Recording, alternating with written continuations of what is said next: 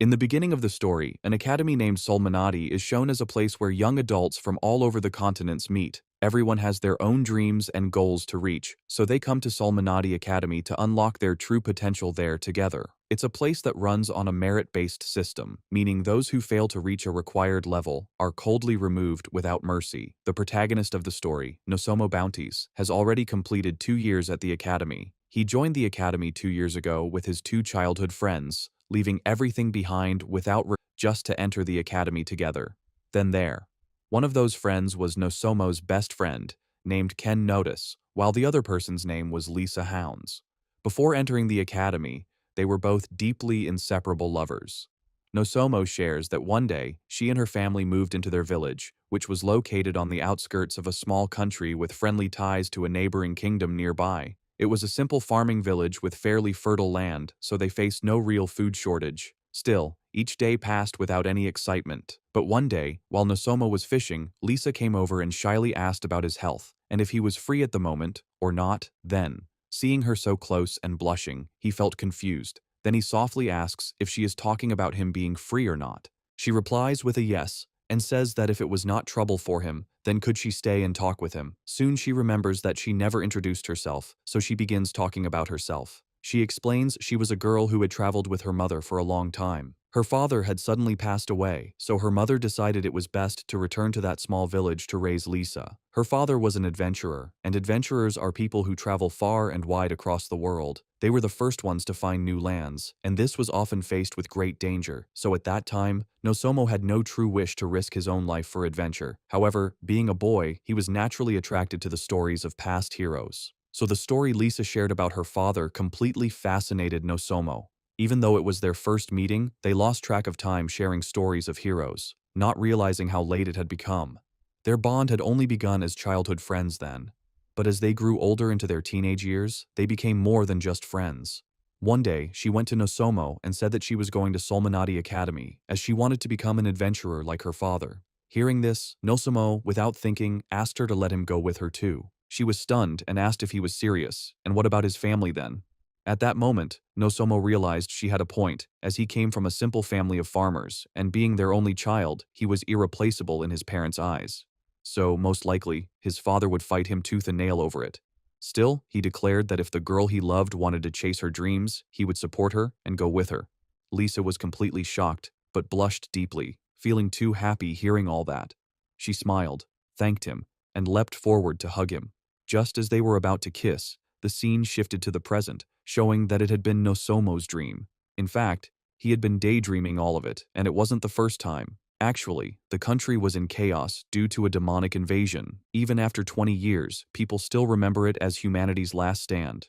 To prevent it from happening again, they opened Solmanati Academy. The school was built through the joint effort of every government on the continent. Each government openly funded it as a way to prevent any future disaster from happening again. The government accepted everyone willing to participate, regardless of their social standing.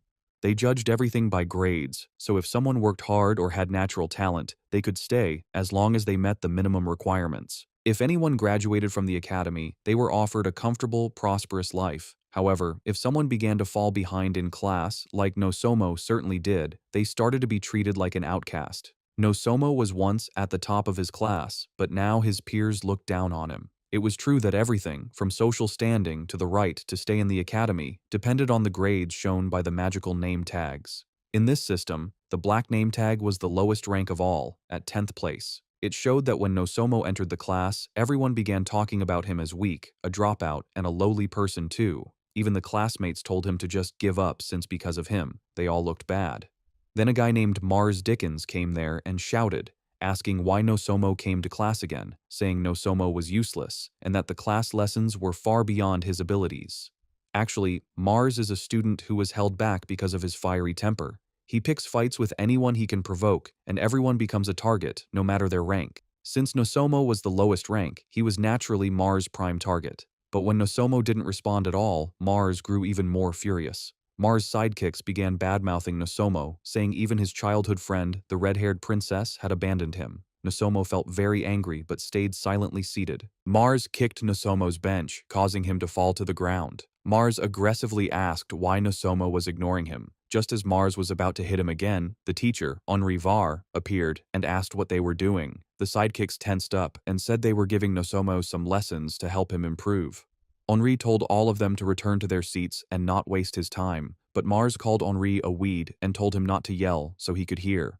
Henri asked fiercely that if he was a weed, then what kind of filth would they all be considered to be, being taught by him? Mars replied that it seemed being a black tag teacher for so long had made Henri lose a few screws. Henri told Mars to come to his office after class ended. He then began teaching about magic, explaining that magic is the process of refining one's own mental power. Magic can be controlled through the mind, allowing elements to appear as spells used for one's advantage. And when using magic that affects the world around you, it usually requires a large number of magical elements, which is called ritual magic. Ritual magic is one of the two modern methods, the other being chanting magic. Chanting magic is used as a method to create spells. Finally, he explained that the next day they would experiment with different catalysts to produce specific magical effects. He told everyone to be prepared, but told Nosomo was excused from participating. Still, Nosomo insisted he would join. Henri agreed but told him to stay on the sidelines. At all that confrontation, the students began laughing. Henri got angry and told them to shut up, saying the only difference between them and Nosomo was minimal at best, as they were all useless black-tagged students. Next, it shows Nosomo thinking about Lisa, who had earned the nickname Red-Haired Princess for her excellent scores at the academy. She quietly rose to the top, with no one able to stand in her way. At that time, as her lover, he was in the spotlight, expected to match her excellence. However, he could not live up to the expectations everyone had placed on him. Actually, Nosomo believed he was never a scholarly person to begin with. He had also never held a sword in his life before entering the academy. He simply did not have the same drive as Lisa. Nosomo hadn't realized how intense the requirements of the academy were, so it was no surprise that he fell behind so quickly. Still, he never gave up and kept pushing, even while struggling. He refused to quit. He had friends and a lover who were willing to help, but most of all, he wanted to keep his promise to Lisa, as he still wished to be her support. Nosomo wanted to grow stronger, but now it no longer mattered, because something had happened to him. He could not improve his abilities any further, as if some massive handicap had been placed upon him. His continued growth had come to a halt, and the people around him grew more and more hostile, to the point of bullying him every day. Still, after all this, Lisa stood by his side. She increased their training sessions, hoping he would begin to improve again. With Lisa by his side, he pushed harder than ever before. In the summer, during their first year at the academy, they were closer than ever before. But suddenly, it ended abruptly when she said they needed to stop because it was useless. Nosomo was stunned because she had never shown him any frustration before and had always supported him. After that, without any warning, a rumor spread that Nosomo had cheated on Lisa with another girl. Nosomo denied all those allegations, but no one believed him. She was given her nickname for her beauty and talent, while he was seen as underachieved and with no future. Because of the rumor, everyone began treating him like garbage. He no longer had any friends, and many others joined Mars in constantly bullying him. When he tried to talk to Lisa, she gave him a cold, hatred-filled stare.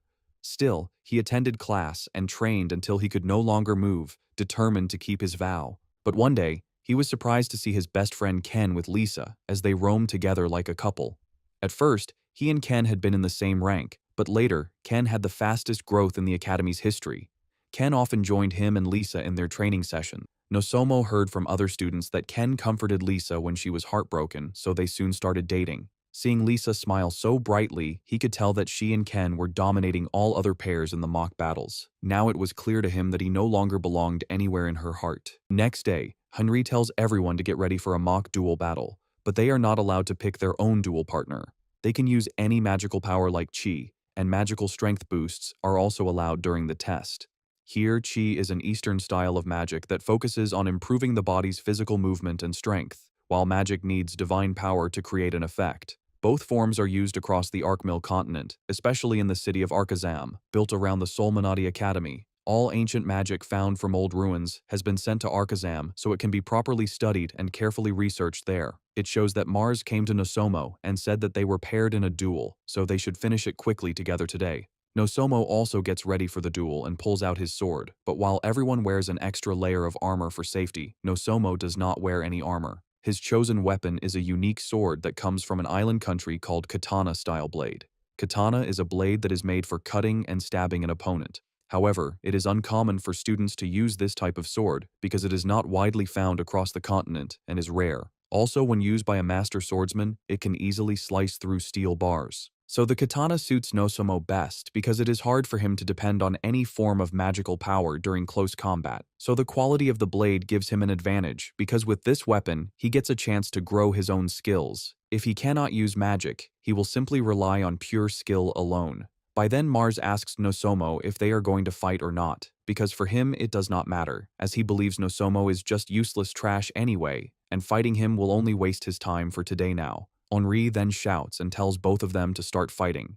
At that moment, Mars rushes toward Nozomo to attack, but Nozomo blocks it and cuts back slowly with control. But Mars laughs at it, saying it was very slow. The fight continues, and somehow Nozomo was matching Mars move for move at first, dodging all the attacks, but Mars soon gets bored and asks if this was all that he had left. So he says, "Let us finish it quickly now." Nozomo does not want to use chi much, as it is a power that uses life force and boosts the user's physical strength in return. Now when Mars attacks him fiercely, Nozomo somehow manages to dodge it. Mars gets even angrier and starts slashing at Nozomo again and again. Nozomo blocks those attacks using all his strength. Mars shouts and tells Nozomo to get out of his sight already and stop wasting his time. Mars now attacks without caring if Nozomo would die, throwing harsh slashes, but Nozomo is still standing firm, facing those attacks while blocking them and taking every hit head-on bravely. Finally, Mars strikes a deadly blow, and Nozomo is sent flying, crashing onto the ground. Mars shouts that Nozomo is such an annoying pest and that the fight was a total waste. The next moment, Nozomo loses consciousness.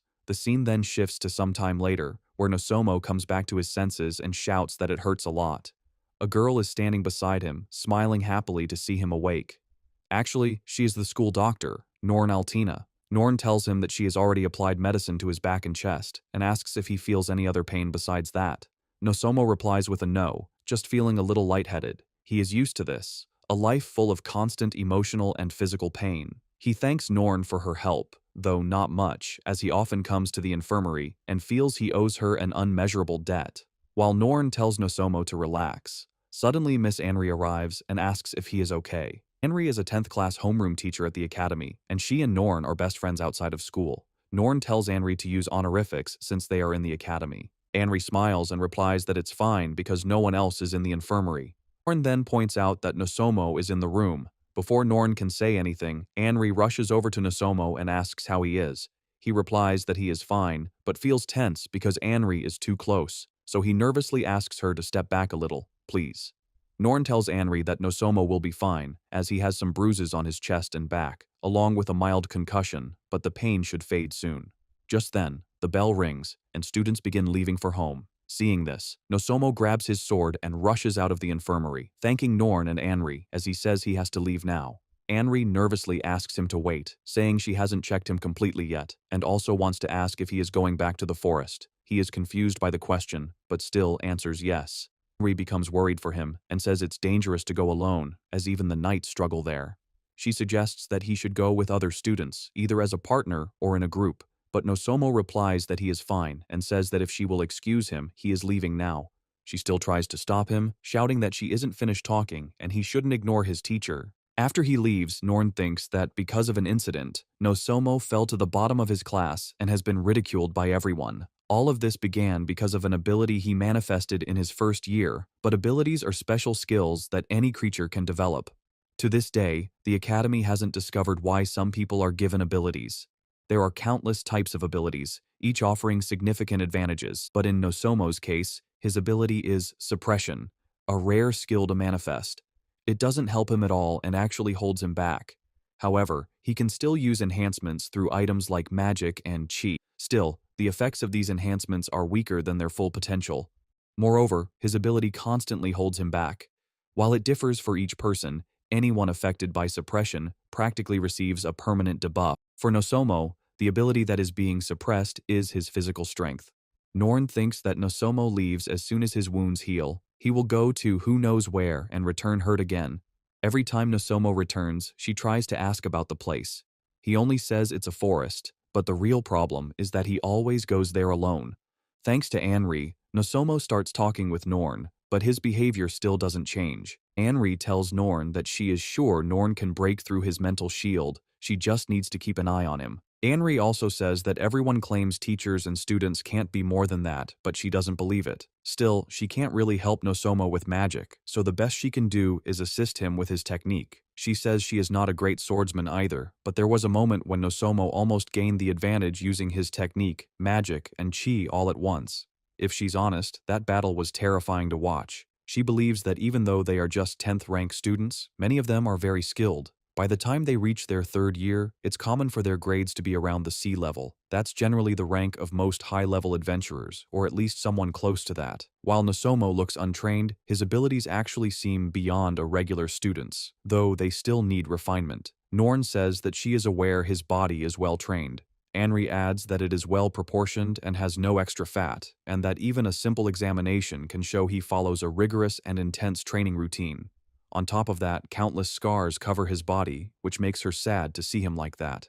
Norn also says that for the same reason, she often thinks about quitting her job. Anri asks in confusion why Norn would say something like that. Norn explains that it hurts her to see someone so young go through this, and what she means is that these kinds of circumstances are far from normal. Anri also agrees, but it still seems that Nosomo is determined to achieve something. She asks Norn if he is wrong for that. Norn replies, no, but she thinks he has reached his growth limit. But even with all the training he receives at the school, she wonders if there is something more out there, something only he can achieve on his own. Next, the story talks about the Forest of Spatium, which surrounds the city that houses the Solmanati Academy. It is a dense forest that stretches around Arkazam. A wide variety of plants grow in this forest. Both students and ordinary citizens make a living by hunting monsters and gathering resources from within it. But while a rich forest can be a blessing to people, the densest forests are also home to powerful beasts. Every year, at least a few people die or go missing there, never to be seen again. The great city of Arkazam was built nearly 10 years ago. At the heart of the town stands the Solmanati Academy, along with the nearby district. In the northern part stand the political and administrative offices that manage the city as a whole, meaning that only aristocrats and other high-ranking personnel are allowed inside this very specific district. The eastern area contains the civilian district. Located there are dormitories meant for the students. It also serves as the main living area for the people of the city. The southern area is seen as the commercial district. The city of Arkazam is a bit unique, as its market is also known for offering a variety of goods from across the world that people would not usually find elsewhere. It's the literal lifeblood of the local economy for the city. While the main attraction for passers-by is the many stores, the Southern District also houses the city's adventurer guilds. Based on their ranks, students are allowed to take jobs given by the guild there. The western area of the city holds many artisan workshops, from blacksmiths to skilled weavers and crafters. This is where artisans from all over the world gather to improve their skills and practice their craft every single day. There is a highway that runs through all the districts of the city, while the rest of the surrounding area is a dense forest, and this forest is known as the Forest of Spasim. From outside, it looks like a wide sea of trees, so it is called the blank forest, and people who enter often get lost. In the next scene, it shows Nosomo fighting a girl inside the forest. He uses both hands to wield his sword, showing his will and firm resolve. While fighting, he keeps getting pushed back, and the girl tells him that it is not good enough. Still, he stands up and fights back. He uses Chi Instant Dash to dodge the attack. It is a type of magic that allows strong speed and movement that can be as fast as a blink of the eye. Even while running, she tracks him down, saying that he is still too slow. She uses a Chi Phantom Blade attack, which is a phantom slash made from compressed and dense Chi. It is a simple technique, yet a flexible attack that moves at an extremely high speed. The blade travels dozens of meters the instant the sword is drawn out, but somehow Nosomo blocks the strike and asks, calling the girl master, if she was trying to kill him there. She replies that if she truly wanted him dead, she would have done it when he tried to run away and left himself fully open, and dodging an attack like that could have easily ended his life right there. So of course, if this was a real fight to the death, she would strike him a second time without pause. When he realized, he grew tense, but then she jumped again and attacked at him. He tries to escape and strike back, but she sees the attack and dodges it easily. He is stunned, and she announces that just like that, he is finished. He finally loses the duel and says that he gives up. The lady standing before him is named Shino, and she is his secret master. Before the town was built, she traveled into these woods to constantly train and improve her skills. Nosomo says that he is not done yet, so they should duel again. She replies that he is acting too hastily, knowing he wants to continue. However, she suggests that he should try to learn something from his defeat. It is important to find the gap in the opponent's defenses. If he uses this idea correctly against his enemy, he can finish the fight in just seconds there.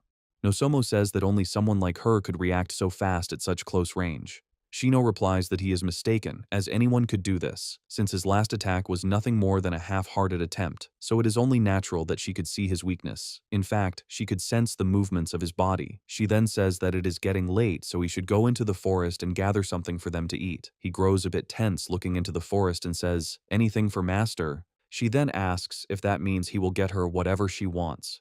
He becomes scared and tells her not to be absurd, thinking he must go quickly, or she might kill him. After he goes to search for food, she thinks that, even a little bit, he is showing improvement. Actually, her first meeting with Nosomo happened when she was staying in a rather dangerous part of the forest. The beasts there were very powerful, so it was rare for ordinary people to enter that area. As she looked around, the sound of a blade swinging caught her attention. That's when she saw him, all alone, training. Naturally curious, she watched him from the shadows for some time. However, she began to notice the awful state he was in. His face looked pale and lifeless, and the skin on his hands was torn and peeling. The swelling in his joints made him lose his footing every time he swung his sword. Obviously, the boy was exhausted from pushing himself too hard.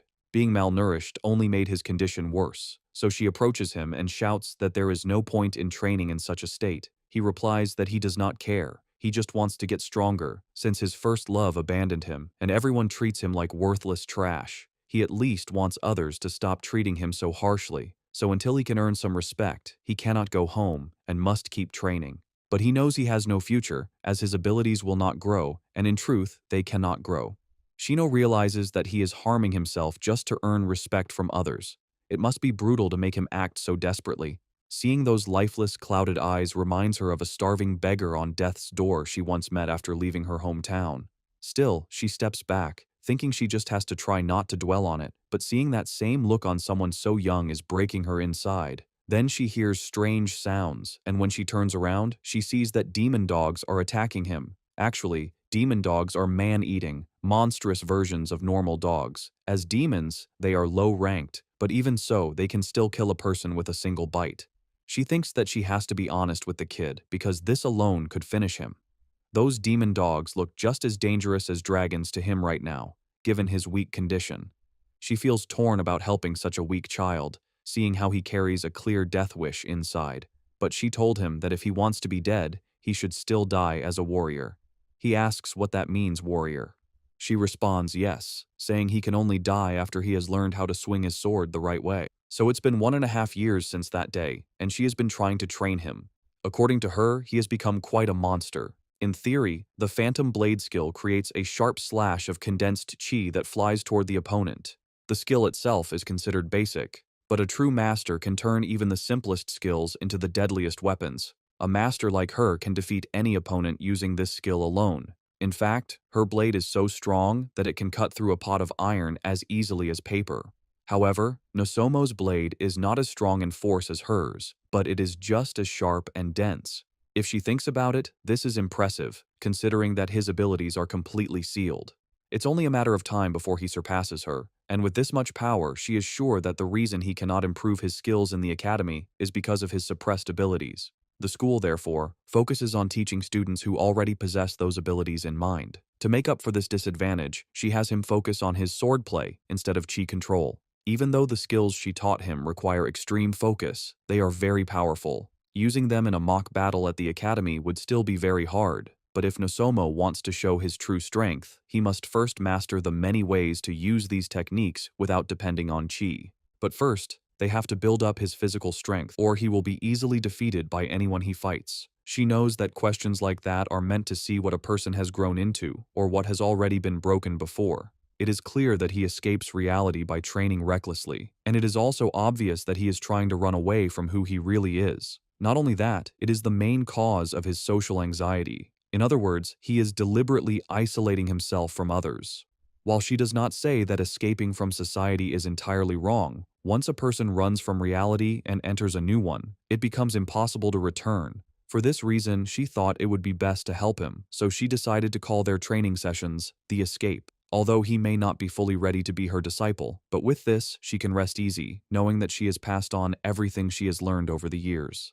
That way, when she eventually leaves him, she hopes he can break free from the chains that bind him. On the other side, while Nosomo was searching for food, he heard an explosion and wondered what it was, as it was unusual for anyone to be in the forest. Nosomo thought that magic is a general term for power that uses spirit-based forces, usually relying on spirit energy. It is the counterpart to chi and has existed for centuries. From the sound, he guesses that someone is fighting a beast-type demon, and it is different from the demon dogs he fought before, so he decides to go and see what kind of demon he will have to face. As he came closer, he saw two demonic bears together, and he knew they never travel in pairs, so he felt sure that both of them were brothers at that time. This special red fur is easy to spot, and people say that the fur itself is as strong as any shield in battle for sure. The bears themselves are a rank B threat. It takes very strong ranked adventurers to defeat one alone. Normal soldiers never stand a chance against such creatures. For someone like him, it would take at least 5 people to face something like that alone. Suddenly, he saw a girl fighting and rushing to attack the bear. He remembered that he had seen her before. She is the same age as him, but holds a much higher rank than him now. She is one of the top students in their school this year, and people call her the Midnight Princess for her dark hair. Her name is Iris Dina Franchild, and she is well known. Nosomo then saw another girl and realized that it was Thelma Lime, a well-known strong mage in the academy. From her power alone, she already beats the teachers in magic skills. Thelma casts a wind vortex spell to attack, a move that creates strong wind that cuts through enemies. This kind of spell is seen as a mid-level spell in this world. She is also known as the Singer of the Four Winds. Iris Dina Franchild and the often tired but strong mage, both of them stand at the top of the academy. The technique Thelma used to bring down the bear was very strong, even without changes or chi boosts, so she clearly had great magic power then. Nosomo believed this was simply how strong her natural magic really was. He wondered how one person could ever become so powerful. Suddenly, a bear rushed in to attack Thelma from behind. Seeing this, Iris grew tense, but for some reason, Nosomo ran forward to save her. Still, Iris made a quick attack at the bear, which is a special skill of hers that lets her use attacks and spells without saying words. Nosomo also got his chance and cut down the bear fast. What they did not notice was that the bears were in a group of 3, yet they were all saved. Iris and Thelma surprised to see Nosomo. Nosomo was confused, wondering why his body moved on its own, as he only had a split second to act. It was not very different from the time he used his own phantom blade. Still, when he compared their strength, Master Shino was far ahead of him. Even so, chi powers are something that should never be taken lightly. Because of his hidden powers, everything he does feels very weak. Not only that, his body is still at its limit since he already had that practice fight earlier today with his master too. Thelma saw Iris walk toward the boy. Iris went to Nosomo and said sorry for not noticing him, and thanked him for helping. She then asked if he was hurt or feeling bad after. Nosomo replied with a no. She thanked him again, saying that because of him, she and her friend were safe.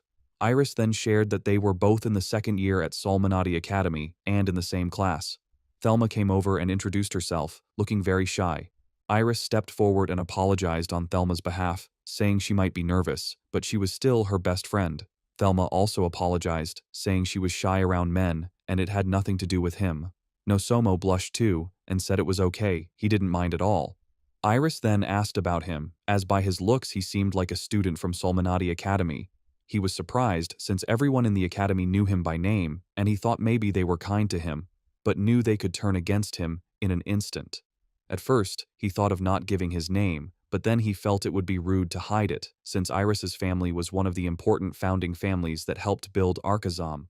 Her father serves directly under the royalty, more specifically, he is a longtime advisor to the kingdom of Forsina. So Nosomo introduced himself, and Iris was surprised to hear it. Iris said she could believe him, but it was very suspicious for a 10th-rank student to be alone in the forest. She asked about the rest of his party, which left him completely confused. For some reason, Thelma understood and looked scared. He nervously said that he didn't have any party and had been completely alone in the forest. Both Iris and Thelma were shocked to hear this. Actually, Iris and Thelma were 2 of the most skilled A-rank students.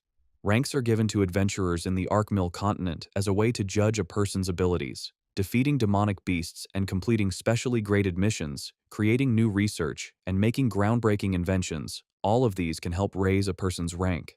Generally, if someone is A rank, they are like a top ranger, a knight in the king's guard, or a court magician. They might also be skilled in economics or work as a military strategist. The Academy has only approved 5 unique students as A rank in the second year. Even those at the highest ranks still respect the danger of facing demonic beasts. Nosomo also told them that no one wanted to work with someone like him. Iris said she didn't understand why no one would let him join their party, as students who could survive alone in the forest were extremely rare. She then asked that, despite all this, if he was alone in the forest, there must be a reason. Nosomo started shouting that he came to the forest to train and that he knew he could make himself stronger, and no matter how small the change, he would gladly accept it. But he still doubted he could become as strong as others, and he knew that better than anyone. Still, it didn't mean he should just give up and die. Iris replied that she understood and was sorry, but she still found it strange. Nosomo apologized for being rude and asked how he should address her. Iris said that just using her name was fine, as they were all students. He tried to say something, but she asked him to drop the formality. He agreed, and then asked them what they were doing there, as it was unusual for students to be in the forest. Iris said that they received a request from the guild, which reported seeing a dragon. He was surprised to hear this, as dragons are considered legendary beings and among the most powerful creatures in existence. Iris explained that it is a species with incredible power, and it is said that in ancient times, they once ruled over all creatures in the world. On top of that, it is also said that anyone who kills a dragon is granted its power. It is nearly impossible to see one alive. Most people alive today have never even seen a dragon's skeleton. There are also very few stories of anyone ever killing a dragon, except for those mentioned in history books as having killed a dragon. Iris also said that no one took the rumor seriously, but they couldn't ignore it entirely in case a dragon really was lurking nearby. Dragons are a type of demonic beast. If the creature rumored to be sighted is actually a dragon, it is said that this one is relatively small and not very intelligent. But even with its size, its attacks could still be a serious threat. Even this dragon would still be considered the highest level demonic beast, so a half-hearted hero would stand no chance. Nosomo said he understood and would keep that in mind. She said happily that it was good of him, since if the dragon appears, she wouldn't be allowed to fight it either. She then asked if he wanted the materials, its fur or meat, since they could earn some money. Moreover, he could take the whole bear, since she owed him a favor. He asked, "A favor? It's nothing like that," and said he would just take a little meat. After that, Iris said they were heading back to the city and asked about him. He said that he would stay a little longer. Later, when he left, Iris asked Thelma why she had been so timid. Thelma said that the boy was the one who had teased Lisa and played around with women. Iris confirmed it and said that he didn't seem like the kind of man to do such terrible things, as she just couldn't see it in him. Thelma agreed, but she was still scared either way. Iris said it was okay, and that if they got another chance to meet him, Thelma could apologize. Thelma agreed with that. On the other hand, Nosomo was smiling as he made his way back to Shino. Shino saw him and angrily said it looked like someone was late, asking if he had been dominated by the opposite sex. Nosomo nervously asked why Shino was so angry. That day, Shino got mad and doubled his training regimen. The scene then shifted to Iris at her home, where she was thinking about him. The speed of his sword was incredible, and its color was pure and clear. Mithril is a metal with a strong connection to magic, able to store magical energy over time. As a material for armor, it is far superior, not just in strength, but also in flexibility. Her sword was given to her by her father and swordmaster when she first came to Arcazon. They had the blade made with her magical use in mind.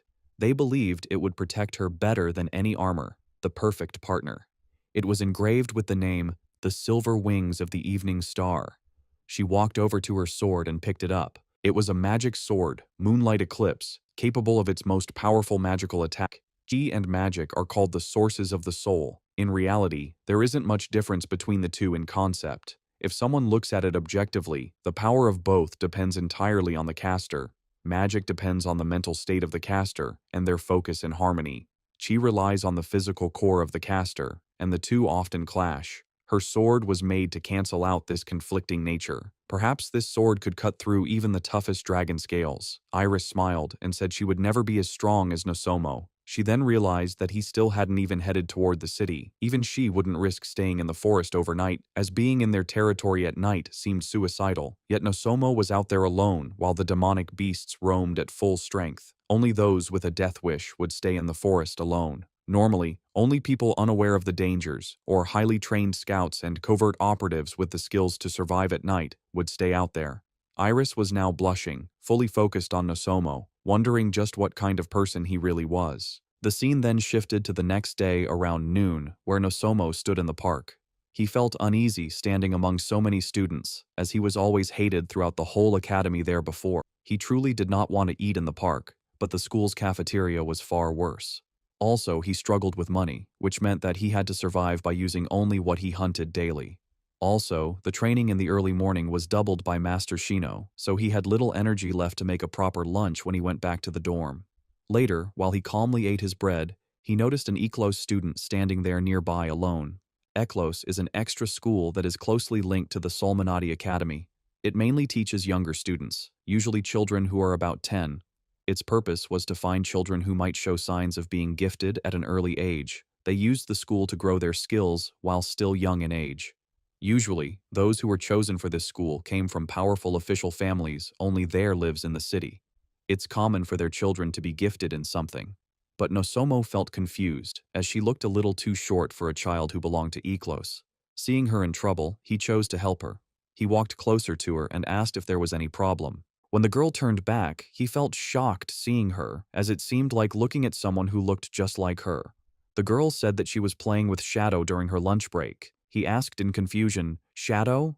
The girl looked up, and Nosomo saw that there was a cat on a tree branch playing nearby there. He asks if that is a bracelet. She replies yes, saying the bracelet was hers. She does not know why, but Shadow grabbed it and climbed the way up there on the tree. Hearing the problem, he checked the tree condition and saw that it was tall and looked smooth. Still, he chose to climb it. While he was climbing, the cat grew angry and started roaring at him. Nosomo was calm because climbing was his strength, but when he asked the cat to give back the bracelet, the cat jumped at him to scratch his face. He pulled the cat away, but during that moment, he got scratched on his hand by the cat and the bread fell. They both fell down, but the cat was safe as she landed in the girl's lap. She asked if Nosomo was okay. He said yes, and then asked if the bracelet was safe. She said yes, and happily thanked him for the help. He said that it was not a big deal. She realized that she had not introduced herself, so she shared that she was Somiliana, and her friends called Somia. Nosomo introduced himself back and asked if he could call her Somia. She said okay, and thanked him again for the help. He blushed at that, as it was his first time someone had thanked him like this after a very long time. Before they could speak more, the bell rang, and she felt slightly startled then there at the moment. He also told her to hurry if she did not want to be late. She agreed and bowed to thank him before leaving. He missed his lunch because of all this, but he still smiled and thought that it was okay. After that, the practical class began, and Henri explained that ritual magic was one of the oldest forms of magic, so if they all listened carefully and followed the directions, they would have no problems. However, if they were completely lacking in magical abilities, it might be difficult for all of them. Henri then showed them a magical altar and said that each of them would create their own altar. Once they built the altar, they needed to follow the verbal incantations to direct their magical power toward the center. When they finished releasing their magic into the circle, it should create a spell. Spells were usually as strong as the caster's natural magical ability, and the magic would reflect the spell they desired. The accuracy of the magic circle also depended on the caster's skill. It completely depended on the caster's magical ability. Nosomo could not imagine what it felt like to use magic. He also noticed that Mars was lucky enough to be skilled in both chi and magic at fairly high levels. Generally, a person's ability usually leans toward either chi or magic. Rarely does it balance evenly. In Mars' case, very few are exceptional in both, with chances of less than 1 in 100. However, being able to use both at the same time was an even rarer event. Everyone else was also praising Mars's abilities. On the other hand, due to Nosomo's suppressed abilities, he had not actively taken part in the magic lessons. And since he could not produce any magical power, he had sat out of all the magic classes since his first year at the academy. But because he missed classes regularly, he tried to make up for lost time by attending them instead. He only showed up to keep up appearances, so he would not receive any more marks on his record. The academy focused on students with strong talents, so they received more benefits. The higher the ability, the more preferential treatment they got. Those with the highest ranks were given opportunities far beyond others. Even adventurers provided high-ranking students with better supplies when they went on quests. Suddenly, Nosomo was stunned to see that the girl standing next to Iris was Lisa. there was usually a large gap between differently ranked classes and where they trained. Since Nosomo was a 10th ranked student, he hoped he would not see Lisa again. It had been over a year since he last saw her. They had once promised their futures to each other. When the fight began, Nosomo was stunned by Lisa's speed, but he was also surprised to see Iris easily and calmly counterattack with phantom bullets. Nosomo was also amazed to see Iris holding her ground against Lisa's overwhelming speed and using her own skill to dodge Lisa's deadly, precise attacks. As the fight continued, Lisa clearly seemed to have the upper hand. Seeing Lisa wield her sword so confidently, Nosomo tensely wondered if Iris even stood a chance to win. But suddenly, to his shock, Iris struck back at her with an unexpected move. He wondered if Iris could use skills without casting, and how it was possible for her to wield a sword and cast magic at the same time. He thought that Iris's sword must be enchanted, and that she was using chains to strike at Lisa's feet, all while blinding her with black fog. She swung her sword fiercely while using magic to distract her. Though Lisa managed to fend off the attack, it was clearly a battle between the two highest-ranking students. They continuously charged at each other, neither willing to take a step back. Lisa's attack created violent winds around the arena, leaving afterimages of herself as she struck. Suddenly, Lisa distanced herself from Iris, and flames erupted from her sword. Nosomo was stunned, as this was something even the most powerful sorcerers could not wield. It was almost as powerful as Thelma's wind vortex, but Iris also used her power to block the attack. Everyone was stunned, as a whole pathway had been broken between them. Nosomo wondered how it could be so incredibly powerful, and just how she could be that strong. Lisa asked Iris curiously how long she had been preparing for that attack. Iris replied that it was since the start of their fight, because Lisa's fierce attacks made her take a little longer than usual to get ready. She had to focus on the battle, or Lisa might have gained the upper hand. Lisa smiled and said she would take that as a compliment then. As Lisa was leaving, Iris wondered about her, since Lisa was Nosomo's former lover and, from what she had heard, was now dating her ex-lover's best friend, Ken Notice. Iris knew she didn't know either of them personally, and only fools judged people they didn't really know. She wondered if she had summoned the attack sooner. The battle with Lisa would have been smoother, since it usually took her 10 seconds to conjure it. But she thought that for Nosomo, it didn't even take a single second. She just wondered how he did it. Suddenly, she saw Nosomo and was about to wave, but to her surprise, he ignored her and walked away. Before she could think about it, Thelma arrived with the potions. After that, she watched her classmates duel, as it was always her habit to watch them, thinking she could learn something new from their fights. When Iris was looking elsewhere, Thelma noticed her and asked curiously if something was wrong.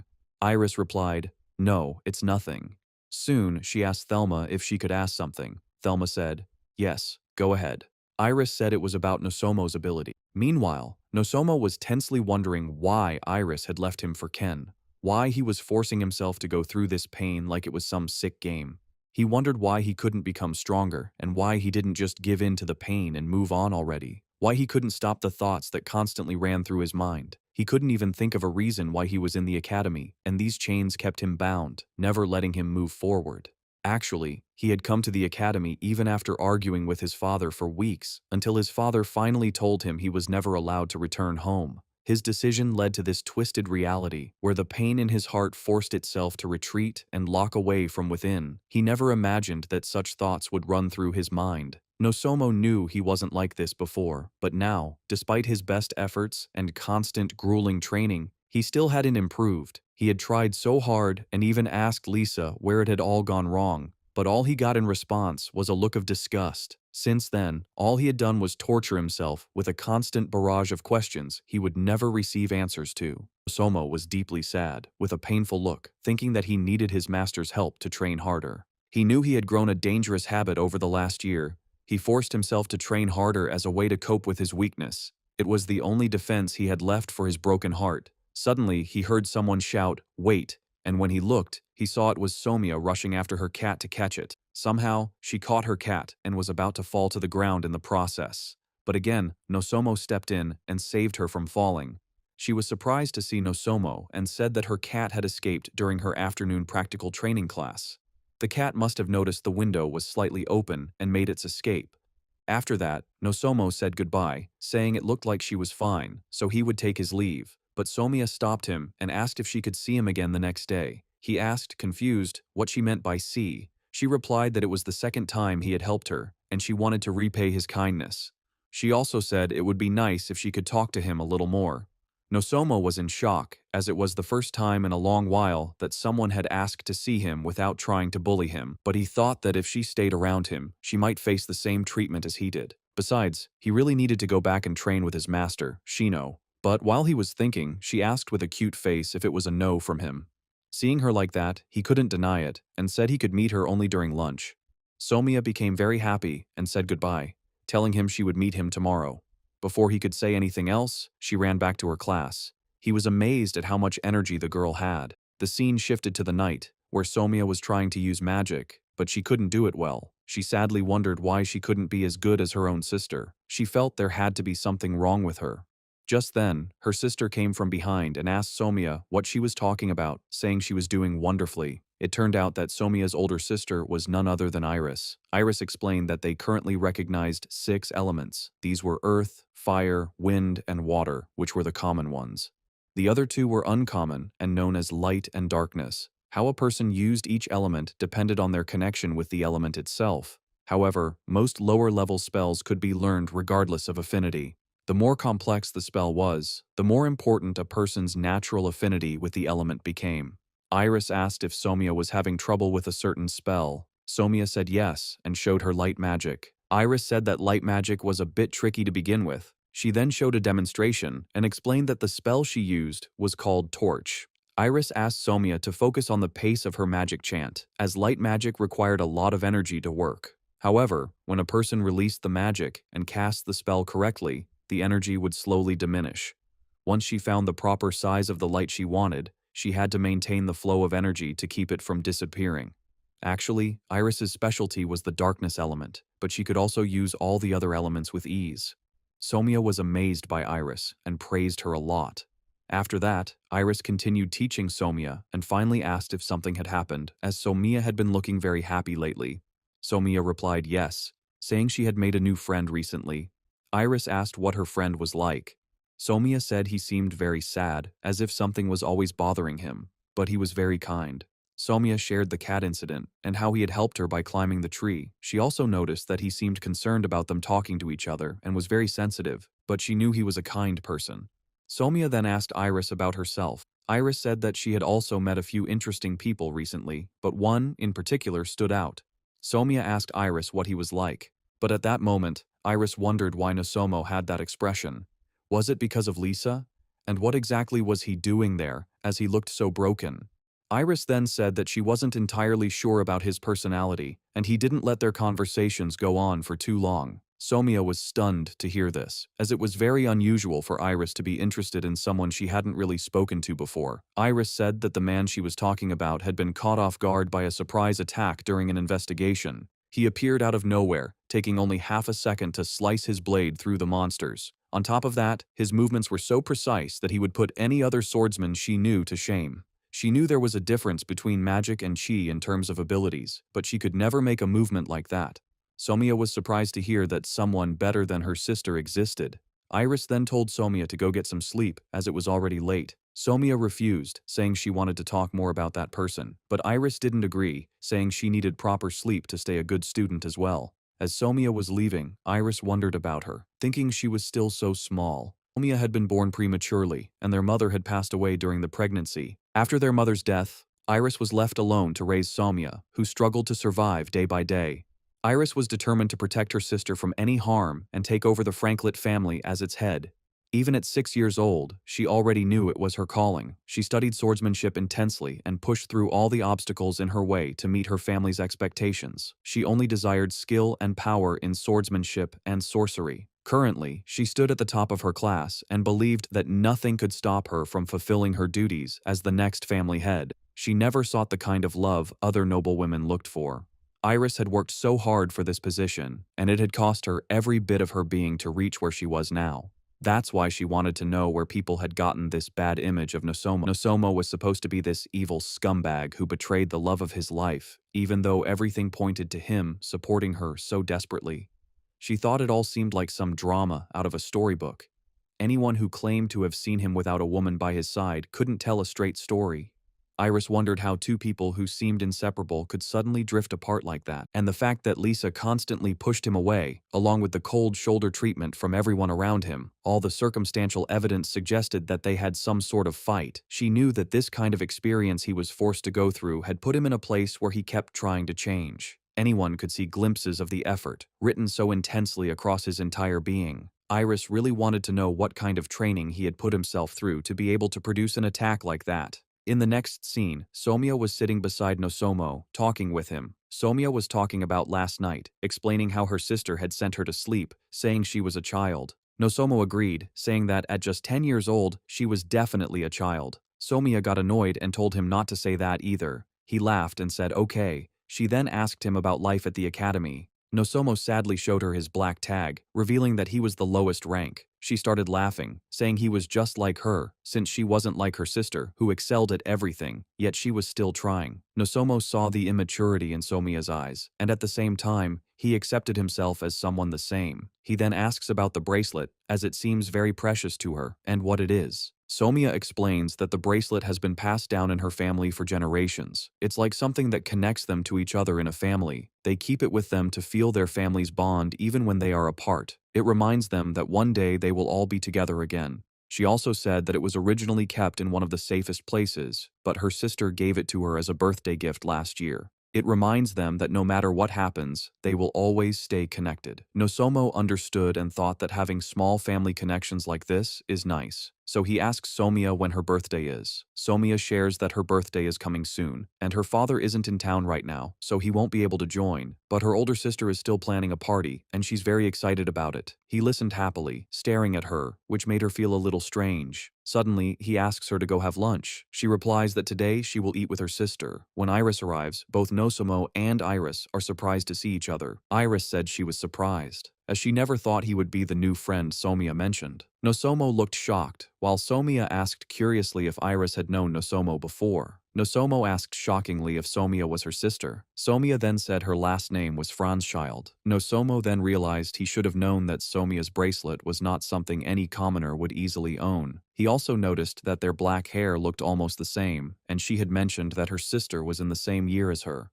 He tensely wondered why he hadn't made the connection, as he had been meeting Somia for some time. He couldn't understand how he had missed it. Iris then gave lunch to Somia and asked Nosomo to join them. At that moment he wondered about Iris, as she had it all. A beautiful face and the grace of a goddess. She was extremely dependable and always helped those in need.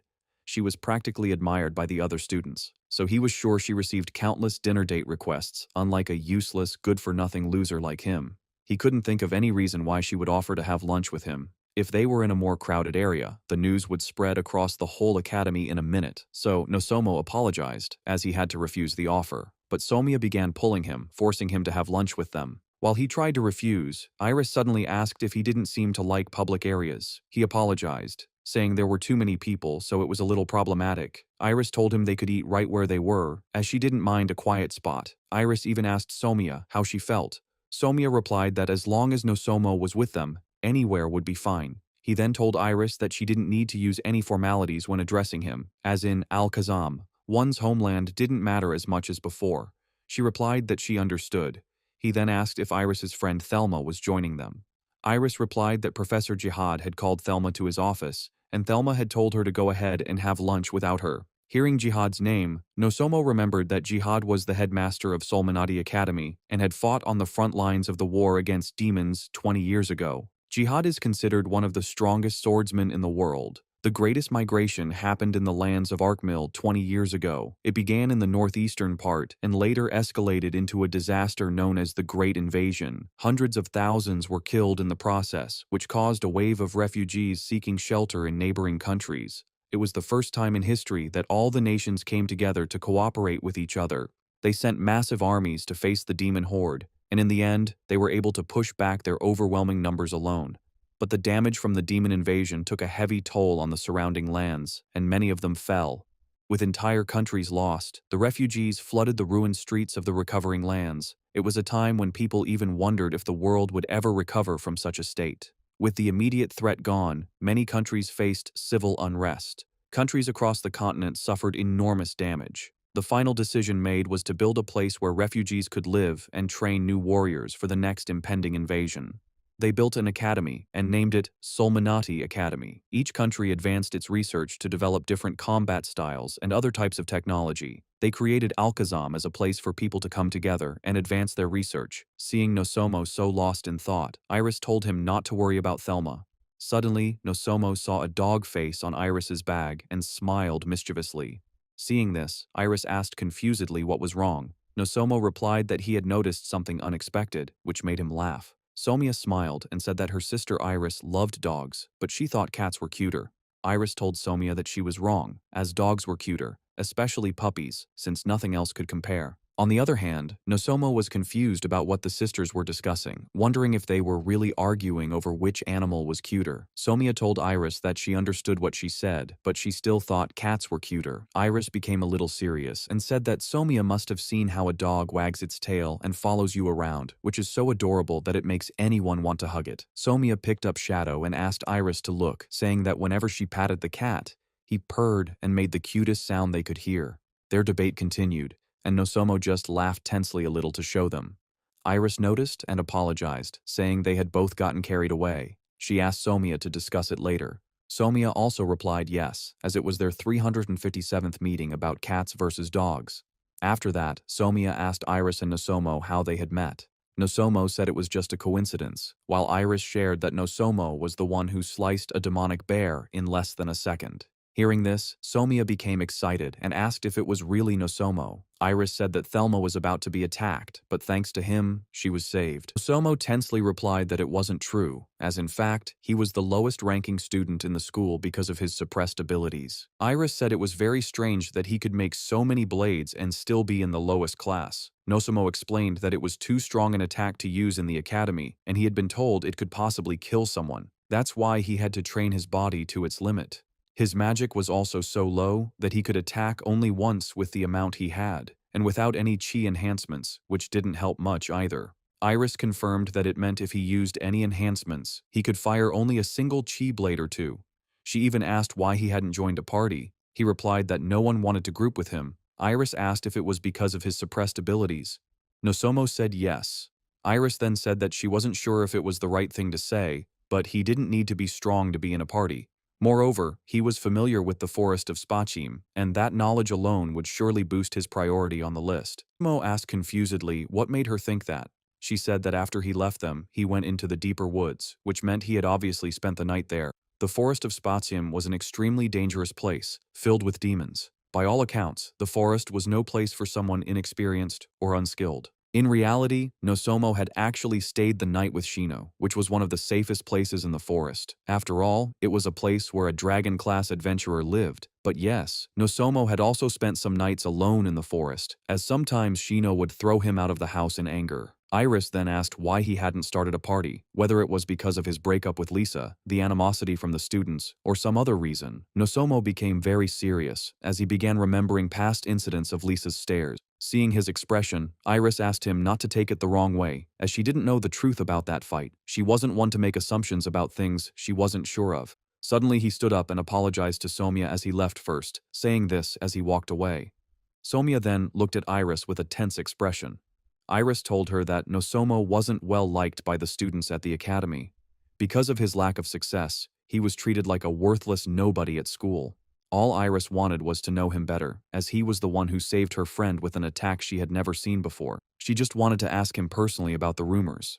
Actually, Iris was at the forefront of social popularity. She had only been around people who respected her, so the idea of Nosomo being ostracized and pushed around was impossible for her to understand. There was an obvious distrust of others and deep-seated insecurity in his heart. It was something they could only see in those whose hearts had been broken and torn apart. But this was the first time her words had ever been rejected by someone, and it was more than she could have anticipated. The point was that all she wanted to tell him was that she didn't want to believe the rumors just like that. She was tense because she hadn't thought it through and hadn't expected this outcome. Iris told Somia that she might have said too much and felt like she had done something wrong. Somia said it would be better for her to apologize to Nosomo. Iris agreed and decided to do it the next time she met him. On the other hand, Nosomo was thinking that escaping reality had already become a habit for him. The pain from training helped him stay grounded, but part of him wanted to go back and hear what Iris wanted to say, but he needed to distract his thoughts with training to push the pain away. He thought that Lisa wasn't the only one who had given up on him, and most of his friends had left him without a second thought, which made them all the same. On the way, he saw Ken, Lisa, and another friend talking to each other about the exams. Seeing Nosomo, a girl gave a fierce look while Lisa kept a poker face. Ken tried to greet Nosomo, as it had been a while since they last met. Nosomo replied to Ken, and then tried to talk to the other two, but the girl ferociously told him not to talk to her as if they were friends, and asked why the hell he was still attending the academy. She was actually Camilla Court Tuknos, Lisa's first ever friend since she arrived at the academy. Camilla was also Nosomo's friend during their first year, but she was the one who rejected him the quickest and harshest when the rumors began to spread. Lisa angrily asked what Nosomo wanted. Nosomo knew that he had tried countless times to prove his innocence, but every attempt was in vain as everyone around him rejected his pleas, and his pain began to harden over time. All he wanted to do was to clear up the misunderstanding. However, they all would not let him speak or defend himself, so he gave up. He began to hold the pain inside, and he sank deeper into his own abyss. He began to reject the idea that he could ever make things right and focused on working to recover his mental health. But in the end, he only made his situation worse. His mind was shaken by a pain that had broken the balance of his emotions, which constantly swung back and forth like a hurricane. That's why he wanted to talk to Lisa, and for this, he asked her how she had been. But to his shock, Lisa ferociously told him not to come any closer, saying she just couldn't look at him and that he should leave and never come back. When Nosomo was still standing in shock, Lisa stood up and said she would leave if he didn't. When Lisa left, Camilla angrily kicked him in the stomach and asked if he couldn't see how upset Lisa was. Before leaving, Camilla also called him a traitorous idiot. Ken looked at Nosomo with pity, but left without saying anything. Nosomo, fully angry, rushed deep into the forest. On the way, Shino saw him and tensed, as she hadn't been able to accomplish anything that day. Nosomo thought his desire for suicide had faded, but after meeting Iris and then Lisa, all the feelings he had buried came rushing back into his heart. On the way, he suddenly stopped noticing his surroundings and realized the path was leading him deeper into the woods. Upon checking his compass, he was stunned to see that it wasn't working either. It was the first time something had caused an issue with his compass. He knew there were many ways to encounter demons in the forest, so he could stay in one spot for a while, but it was barely safe. There was too much fog, so he thought he could build a shelter and wait for it to clear. He decided to stay in the trees and gather his senses, but suddenly he felt something and wondered what the hell was out there. Out of nowhere, a strange light shot toward his face, blinding him for a few seconds. He tensely shouted, asking what the hell it was. When he follows the light, the area around Nosomo suddenly changes, and he nervously wonders what is happening, because no matter how he sees it, it does not look like Alakazam. Again, he feels a strange aura nearby, around him. To his shock, a dark shadow appears, and when he looks up, he is stunned to see a black creature. It is a creature with heavy presence and a sign of complete power, a creature that should have faded into history and legends. It is legendary and known as a dragon. The dragon rushes toward Nosomo to attack. Nosomo runs and somehow dodges the strike. He knows he needs to run, so he uses smoke grenades that he often uses in the forest to escape monsters. He decides to run toward the light to get out, since he followed it to get inside. But he cannot escape as the dragon uses its roar to block his path. A dragon can even blast humans just by roaring. By a few inches, Nosomo survives that roar. The next moment, when he sees his surroundings, he has no words to describe it, as all sound disappears, and the hill where the dragon landed has turned into a crater big enough to fit the whole Solmanati Academy. Nosomo first drinks some potions to recover from his injuries. After that, the dragon starts using spiritual magic. It is magic of the spirits, and it is different from the magic that non-spirits use. It does not need to be processed elsewhere, so it can be activated as soon as the spirit chooses to use it. Compared to other types of magic, spiritual magic is much faster. Still, Nosomo takes out his sword and thinks to fight back, but the attack is so fast and heavy that he cannot even stand his ground. He gets badly injured by it, and when he tries to stand up, the dragon punches him again. At that moment, he sees scenes from his past life, thinking about how he wants to support Lisa's dream. He still thinks that, even now. He also thinks about Shino, because despite being rough, she is a good person. Norn and Anri also cared about him. He then remembers Iris, because even though she tried to convince him that she would not judge him based on rumors, he was still always like that, unable to do anything in important situations. Just when he is about to be crushed by the dragon, Shino comes out of nowhere and saves him. She shouts at him, asking what he is doing. She says that when she lost sight of him in the fog, she started looking for him, but now it looks like he is in a dire situation. Deep down, she thinks about how she always defeated magical beasts that were too strong for Nozomo. But this time, with its 5 differently colored wings and jet-black body, it is clear that the creature is none other than the legendary Dragon King. She tells Nozomo that she never thought she would have to face a monster with such legendary status at this age. Hearing this, Nozomo is stunned and asks, "What? The Dragon King?" Shino explains that its name is Tiamat, and around 5,000 years ago, it began eating its own species before being sealed by them. Nozomo also remembers reading that the Dragon King Tiamat even ate its own kind and was feared as the heresy of heresies. It is a legendary dragon who disappeared from the face of the earth 5,000 years ago when it was sealed. Shino tells Nozomo that he is very unlucky to encounter such a godly creature. Seeing him cough, she realizes that his organs must have been damaged from inside. She asks him to run away while she keeps the monster distracted. He nervously asks what about her. Shino says that if they stay together like this, they would not be able to escape. She uses her power to push him back and tells him to run away without looking back. He does not want to, but her power forces him to go far away. She then uses a phantom blade attack on the dragon's leg, but to her shock, it does not damage the dragon at all. After that, the dragon attacks her with spiritual magic. At first, she manages to slice through 5 light rays with one blow.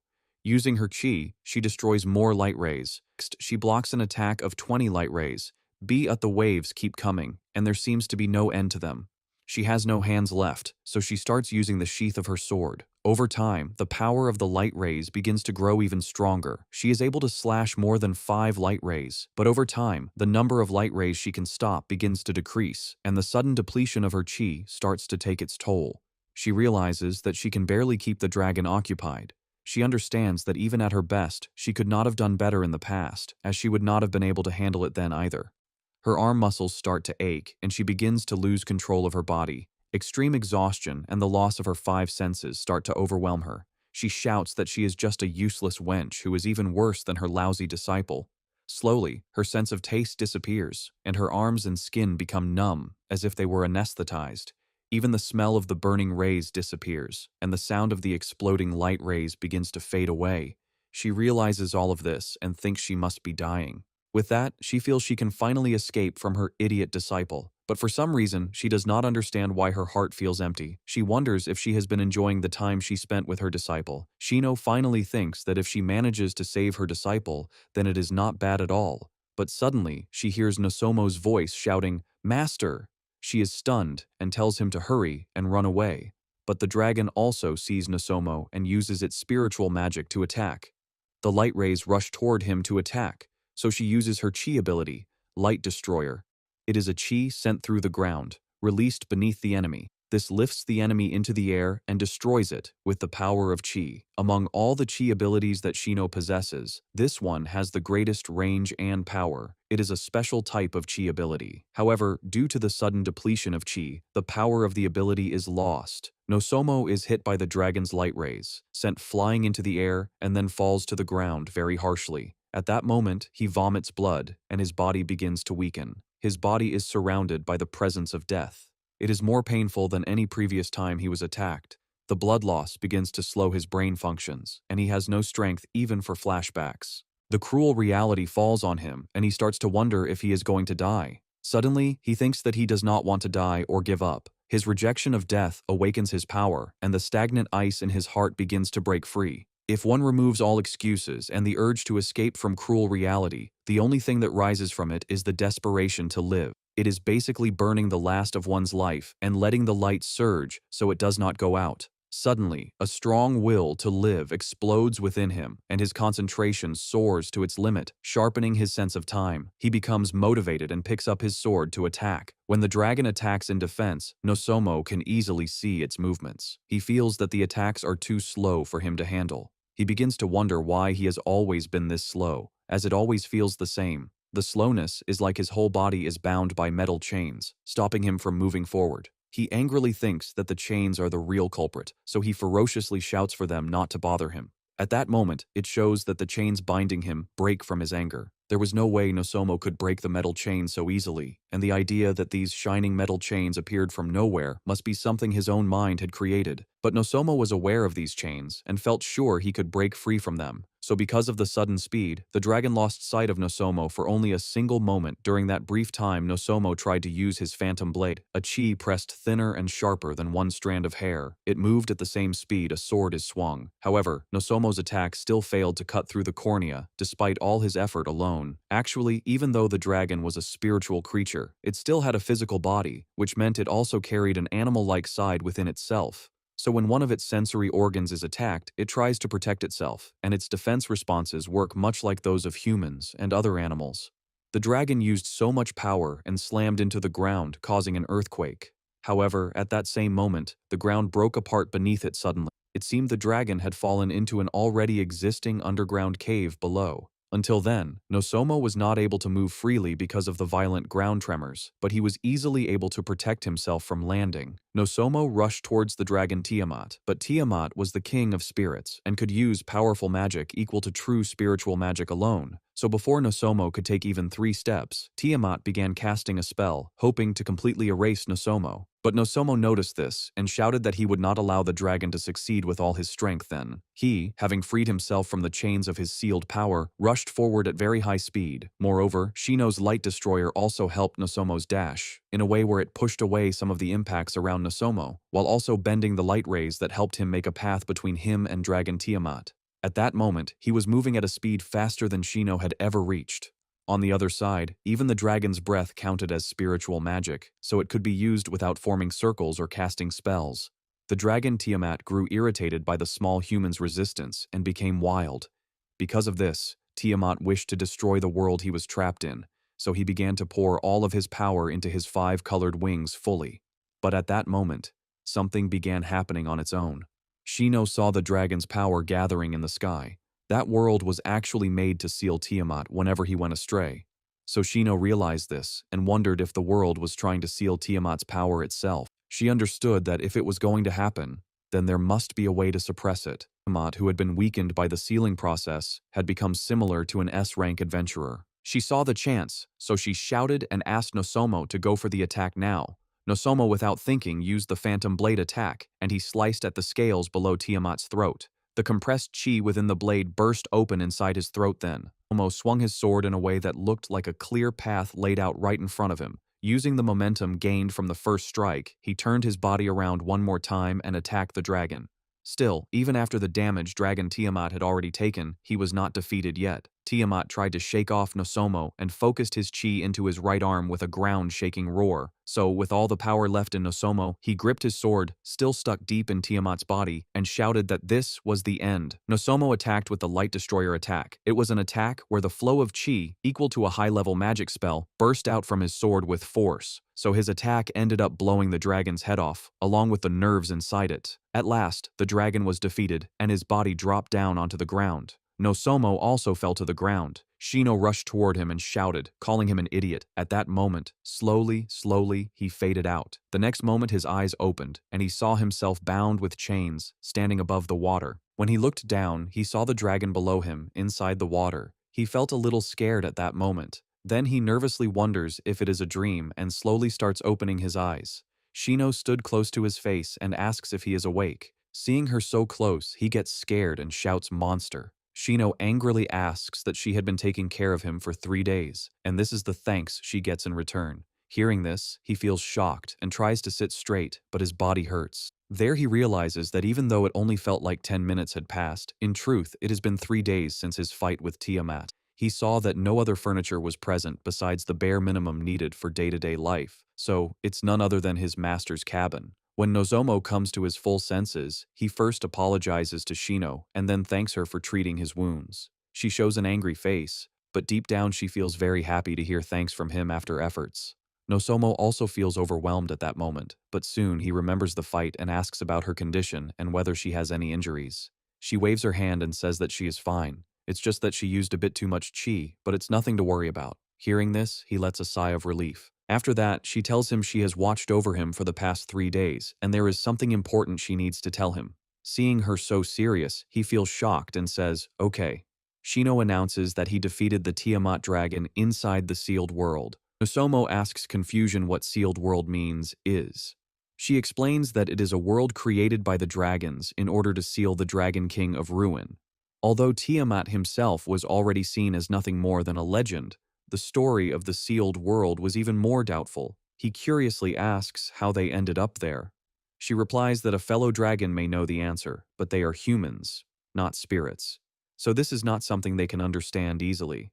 Finally, she tells him that since he defeated the dragon, he has absorbed its power and can now be called a dragon slayer. A true dragon slayer. Someone like this has not appeared for the past several hundred years. In truth, dragon slayers are inheritors of great strength, the very form of massive power. There were some who used spells that could not be explained by known magic, or were able to awaken powerful superhuman abilities. They are the kind of beings that appear only in old fairy tales. Nosomo knows that history clearly recorded that dragon slayers last appeared 300 years ago, when the Kremazone Empire was first founded and became the center point. That is why he feels completely shocked to learn that he is now a dragon slayer. But suddenly, his katana is thrown toward him by Shino, telling him that there is one more thing they need to check. He was confused about why she gave him his katana. Out of nowhere, to his shock, he was attacked by Shino. He already thought that he would not make it in time to block, but to his surprise, he saw that nothing had happened to him. When he opened his eyes, he realized he had blocked the attack just in time, so he asks Shino, confused, what had just happened. Shino explains that after becoming a demon slayer, his physical abilities have grown stronger. Moreover, she knew from the start that he had a talent for using curved blades, but because of his suppressing ability, his weak muscle strength and limited chi greatly affected his quick movements. Until now, they had no choice but to rely on footwork and breathing techniques, but dragon slayers inherit the dragon's power, making them much stronger. Upon hearing all that, he felt a bit excited, but then she told him that it seems he has not grown much stronger. It is all because the great effect of his suppression ability has completely restrained his increased powers. He felt sad about that, but without wasting time, she asks again. While fighting Tiamat, he was able to break free from the suppression ability, right? So, could he do it again? Hearing the word release, he remembers the chain that binds him. Meanwhile, Shino keeps talking, saying she has never heard of anyone being able to release their ability suppression. He nervously asks if she cannot see the chains that bind him. She directly says no, as she cannot see anything. Then she asks what he will do now, since the power he acquired is exceptionally strong. Great power tends to attract all sorts of things, whether it is strength, status, glory, or authority. Once it begins, there seems to be no end to it. She asks him again what he wants to do for the time being. While he thinks, she begins to say that she has already considered it, and he has no reason to become any stronger than this. Even if it is to support the girl he loves, that girl is no longer his lover, as she does not feel the same way he does. Shino also asks him that, furthermore, he was not using the techniques she taught him, right? He tries to give a reason, but before he can, she tells him that he does not need to use them against human opponents. If he were to use the phantom blade on a wooden dummy, anyone would know not to let their guard down around him. Also, the swordplay she taught him is extremely rare on their continent. Mastering it will at least prevent him from hitting rock bottom. The reason he fell so far was that he could not face reality and gave up. It is clear that, although he resisted, those around him still rejected him. In an environment where he was completely alone with no one to help him, he twisted his reasons for becoming strong, which caused him to break his own path and turn it into an excuse to escape. Claiming it was for Lisa's sake, he stayed at the academy doing nothing but sword training. The fact that he made no effort to meet the person who should have been at the center of his problems proves this. The truth is, Nosomo does not see his present. He is still trapped by his past. Knowing this, Shino says that she understands he would not be able to make a choice so easily. For now, it is better for him to focus on recovering from his wounds. Eventually, he will be forced to make a choice. She also doubts that he would be able to return to town in one piece with the injuries he has. So, it is better for him to stay in her cabin. After that, when she places the katana back in its sheath, she says that there is something she has not told him yet. He feels tense, wondering what more there could be. Suddenly, to his surprise, she hugs him and says, "Welcome back." She pats his back, saying that he fought well. Nosomo notices dark circles under her eyes, and her breathing is a little rough. He wonders if it is because she has been there taking care of him the whole time. He happily says yes, he is back. Saying this, he falls asleep. After that, she mutters that it is really unimaginable that Nosomo would be the first dragon slayer to appear in hundreds of years. She then lets him sleep peacefully. believing that both his body and mind need rest. She nervously wonders just how much strain his mind has been under, given the immense exhaustion he had to endure. Then the story about Shino slowly began appearing, as Shino was not born in any country inside the continent Arkmill, but on an island nation in the Far East. She was born as the second daughter of the family head of the famous Mikagura swordplay. Able to learn swordplay in the best possible place from early childhood, Shino stayed absorbed in training, and in the blink of an eye, her talent showed. Though there were people who mocked her for using a sword while being a woman, Shino's father trained her exactly as she wished. Her mother also supported her dream. Even her older sister stayed firmly by her side. Shino's battles always ended in victory, and her proud military service was praised by everyone. She even received praise and a reward given by the highest noble of the country. This was the time when Shino's sister introduced her to a young man who would become her disciple. Soon after their meeting, Shino was able to feel love that quickly bloomed. After confirming each other's feelings, they became engaged. With the status of a respected family, unmatched strength and honor and love, she stood at the peak happiness. However, when she was about to exchange rings with the groom for marriage, a baseless charge of adultery was shouted at Shino, throwing the wedding ceremony into sudden chaos everywhere. Also, because of the false evidence, the marriage was called off. Shino tried to prove her innocence, but nobody listened to her. Then 1 year later, Shino learned the identity of the real culprit who framed her. It's actually her own sister. Her sister told her that when she heard the news of the marriage, she decided that she would never accept it. In rage, Shino's sister took everything away from her and made sure she would never gain happiness in her life. Also, nobody was going to defend her inside the family. At last, her sister also said that she would live a happy life with that man. 3 days later, Shino left the Mikagura family without saying a word to anyone. She left her home, her country, everything behind on that island, and slowly traveled all the way to the forest of Spatium, a foreign land untouched by humans. She settled there quietly, living alone and never forming ties with anyone. The story returns to the present, where Shino cries, saying they are strangely similar to each other now, as someone who was abandoned in the same way. At first, she hated how much Nosomo reminded her of her own past self, but now it felt opposite. She was very sad and crying because her exhausted chi would not recover. Instead, it would slowly fade away and vanish. Basically, she had a disease known as death sleep. Those who suffer from this illness slowly lose their chi, their source of life, until they die. It is said the cause is pushing their limits too far, damaging the core of their body that holds their life force. There are only a few cases of people recovering from death sleep, but the cure has not been found yet. Now she knows that things rarely go the way anyone wants. There was so much she wanted to say to him. Since she had only taught him sword techniques during the time they spent together, that truly reflected her nature. But there was one last thing she wanted to tell him, and until that moment, she would use all her strength to make it happen. The scene then moved to 1 week later in Alakazam City, where Nosomo had arrived with Shino. He thanked Shino for coming with him. She replied that it was only natural, as she was his master, after all. Nosomo felt very confused, because even during his training with his master, the medicines in her bag did not heal instantly like store-bought potions. Instead, they slowly boosted the body's natural healing without overworking it. Lately, his master had been acting differently. Normally, when she was upset, she would use martial arts along with a stream of insults, all under the pretext of discipline. But recently, she had been stumbling over her words in a strange way. He also felt that she was trying to show her caring side, and now she was even coming with him to the town. Shino praised Alakazam, saying that seeing it for the first time, it was truly a massive city. Nosomo asked curiously if she had really never been to Alakazam before.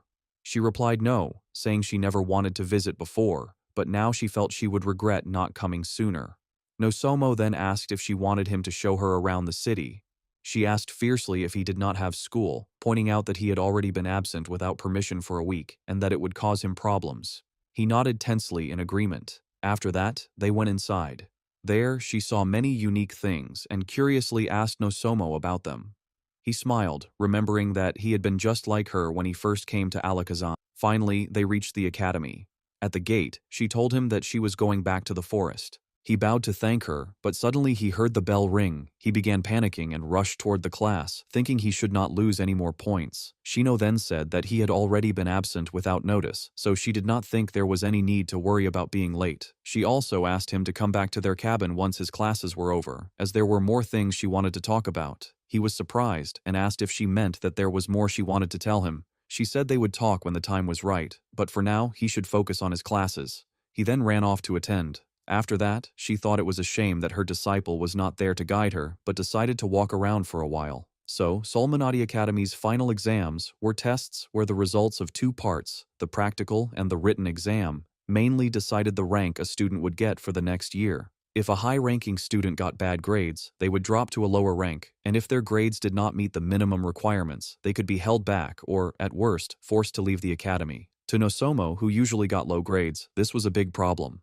On the other hand, Nosomo's class teacher, Henri, did not specifically ask the reason for his unexpected absences, so Nosomo's explanation was vague. The other students did not want to draw the teacher's attention, so they just acted like they believed there was nothing more to it.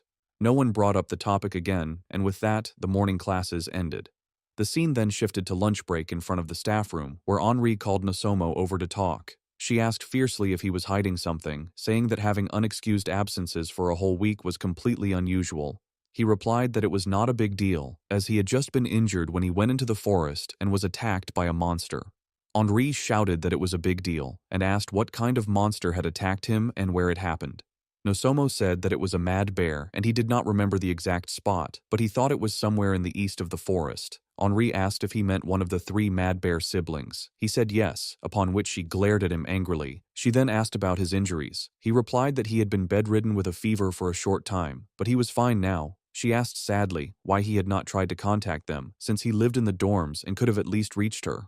He explained that his fever had been so bad he could not even move. Moreover, none of his classmates really cared about him, so no one could pass the message either. Deep down, Nosomo felt sad for lying to her, but he could not bring himself to tell the truth. Suddenly, to his shock, Henri began crying, saying that he really did not trust her at all and asked if she was truly that unreliable and incompetent to him. He felt confused and replied tensely that it was not what she thought and asked why she felt that way. She responded that it was because he had not told her the truth.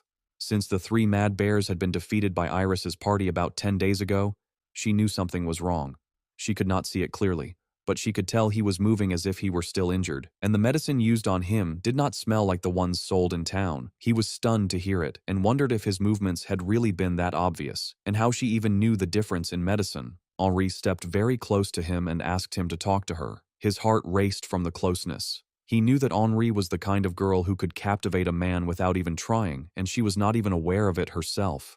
He felt like he could tell her anything. The scene then shifted to Iris, where Somia asked if Iris had been able to clear up the misunderstanding with Nosomo. Thelma looked confused and asked what misunderstanding. Iris said that a few days ago she and Nosomo had talked about some things, and something had happened during it. Thelma then asked if Iris's absence during lunch breaks and after school lately was because of Nosomo.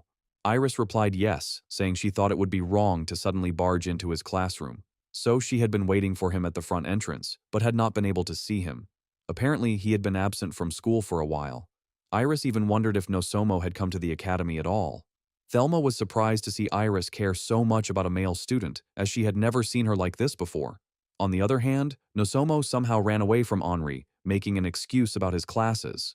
Somia then asked Iris if she could invite Nosomo to her birthday party. Iris replied that it was a private party. Somia said that Nosomo was her friend, and he had helped her get back the bracelet Iris had given her, so she had always wanted to repay him in some way. She said sadly that she did not know what had happened to him, and that he looked a bit lonely when he smiled. Still, she wanted her friends to smile, even if just a little. Hearing this, Iris agreed and said that Somia was right, and that Nosomo would be invited to the party.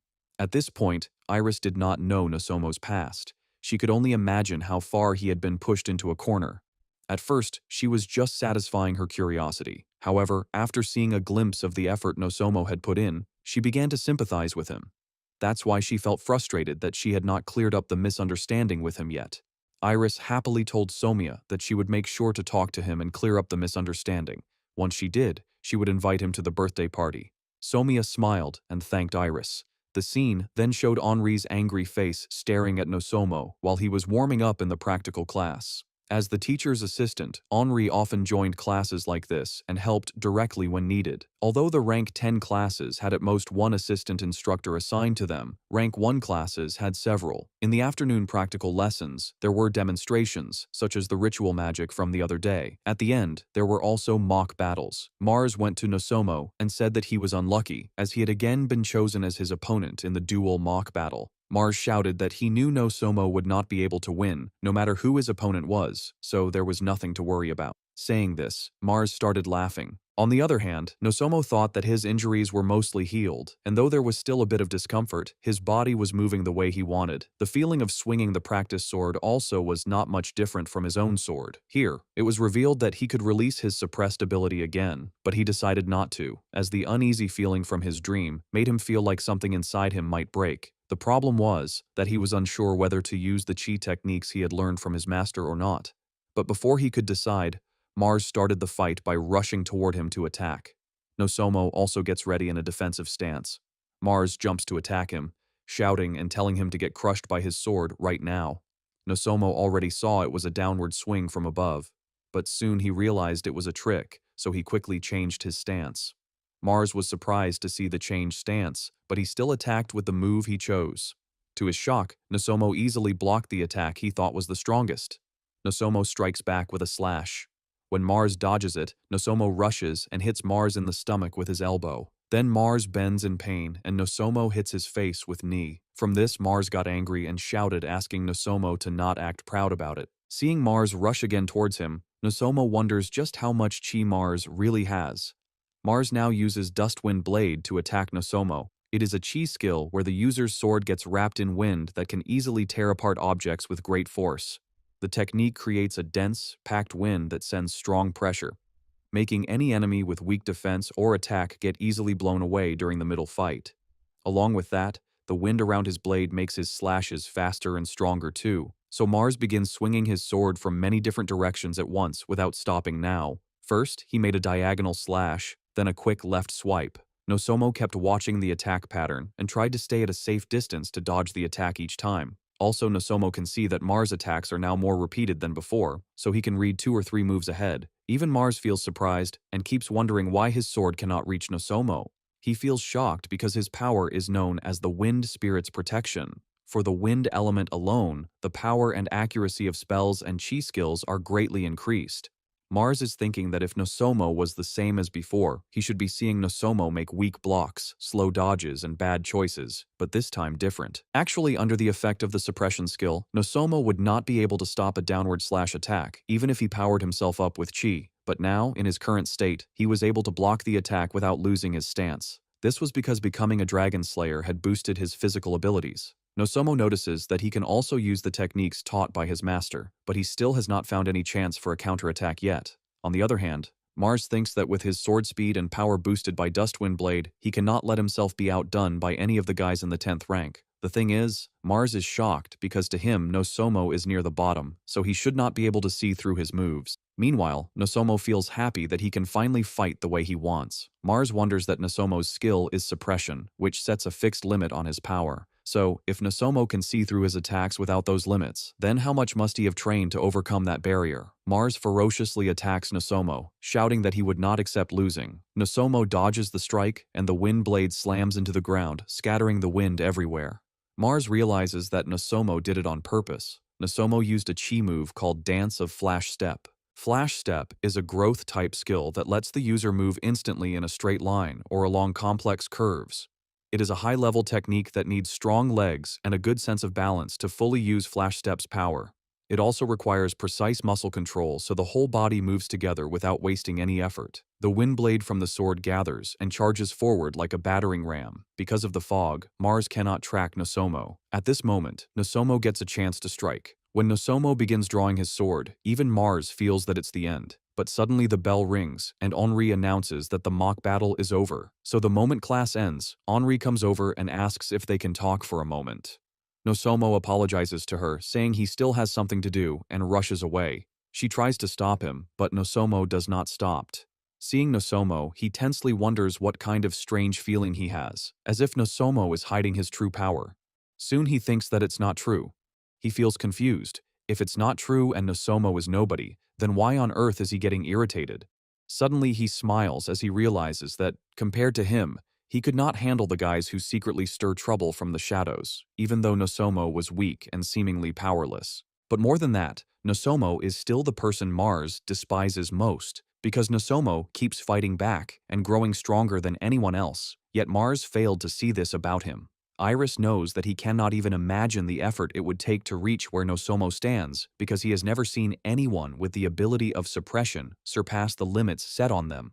Actually, Mars was using Nosomo just as a distraction, but now he realizes that Nosomo has definitely become stronger. He soon wonders if Nosomo was strong all along, and they just never noticed.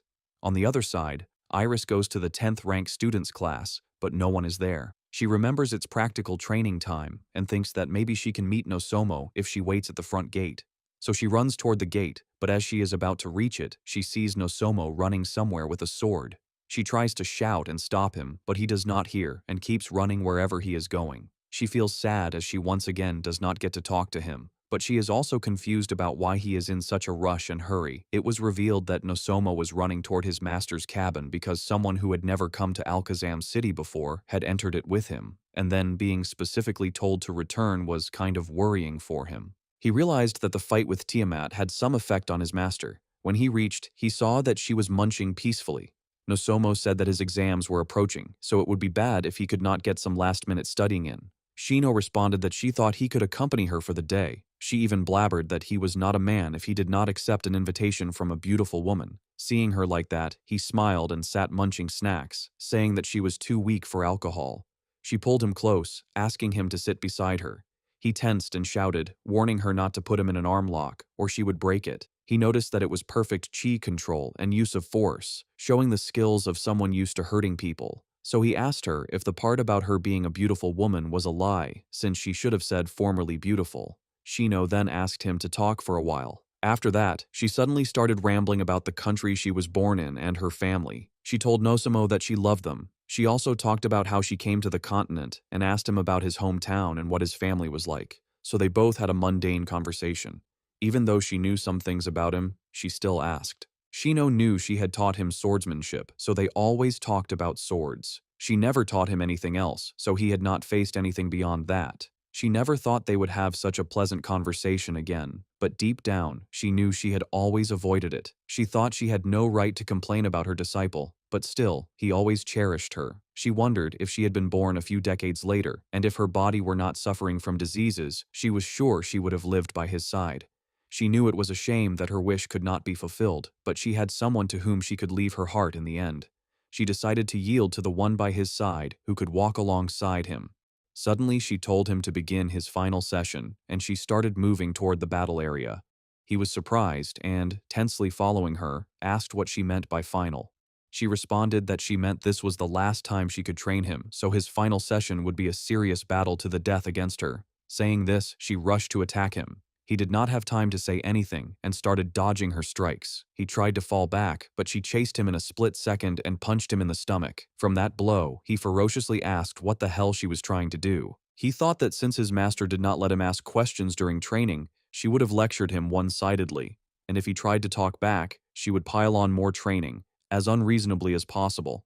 But this time, it was strange, because even though she had done things that could have killed him, in reality, she never tried to kill. Shino again started slashing at him continuously, her precise, never-ending consecutive blows. Nosomo knew that even when she moved proficiently with her entire body, the attack would reach his arm. The battle continued like that, with him barely dodging or blocking the attacks. It was because he knew that Shino's sword techniques were a composite combat style, with her sheath and martial arts combined. Her sheath, strengthened with chi techniques, could easily break human bones. He noticed that the impact of her attacks was decreasing with each blow, but her strikes were becoming denser, showing a difference in their capabilities. While fighting, the dual-wielding counterattack made him focus his chi on the point of impact for an instant, but it went numb. Continuing to fight, he realized that he had to lessen the impact a little, but his organs were twisted inside, and shallow techniques would not work. In that case, he decided to gamble on his most reliable technique, the Phantom Blade.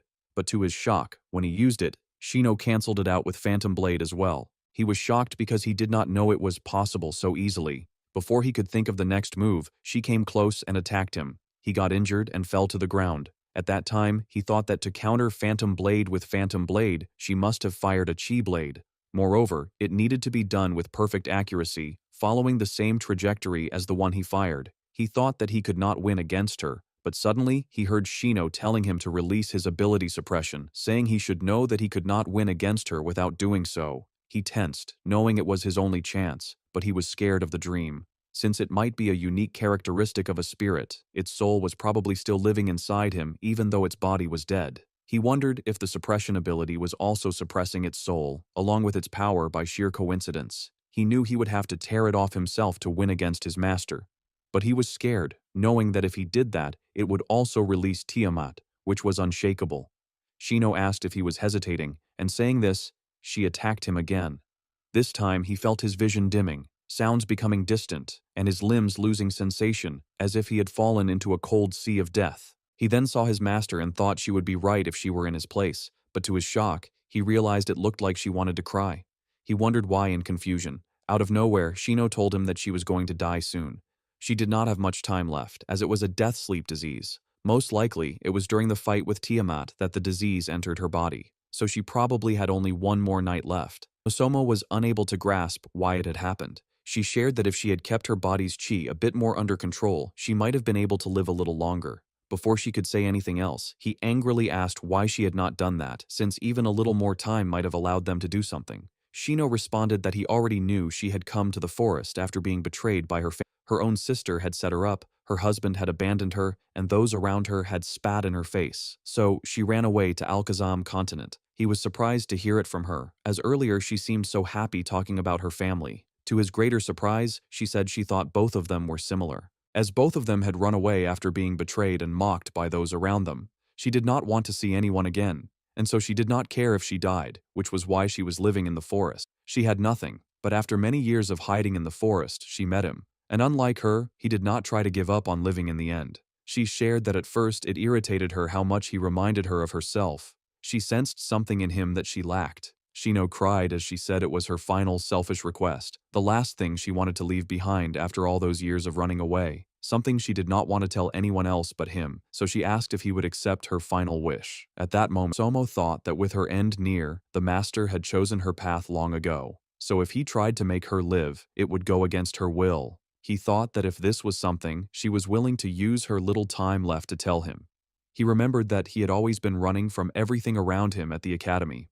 The fact was, he ran away all the time, but now, if he ran from his master's wish, he would never face her again.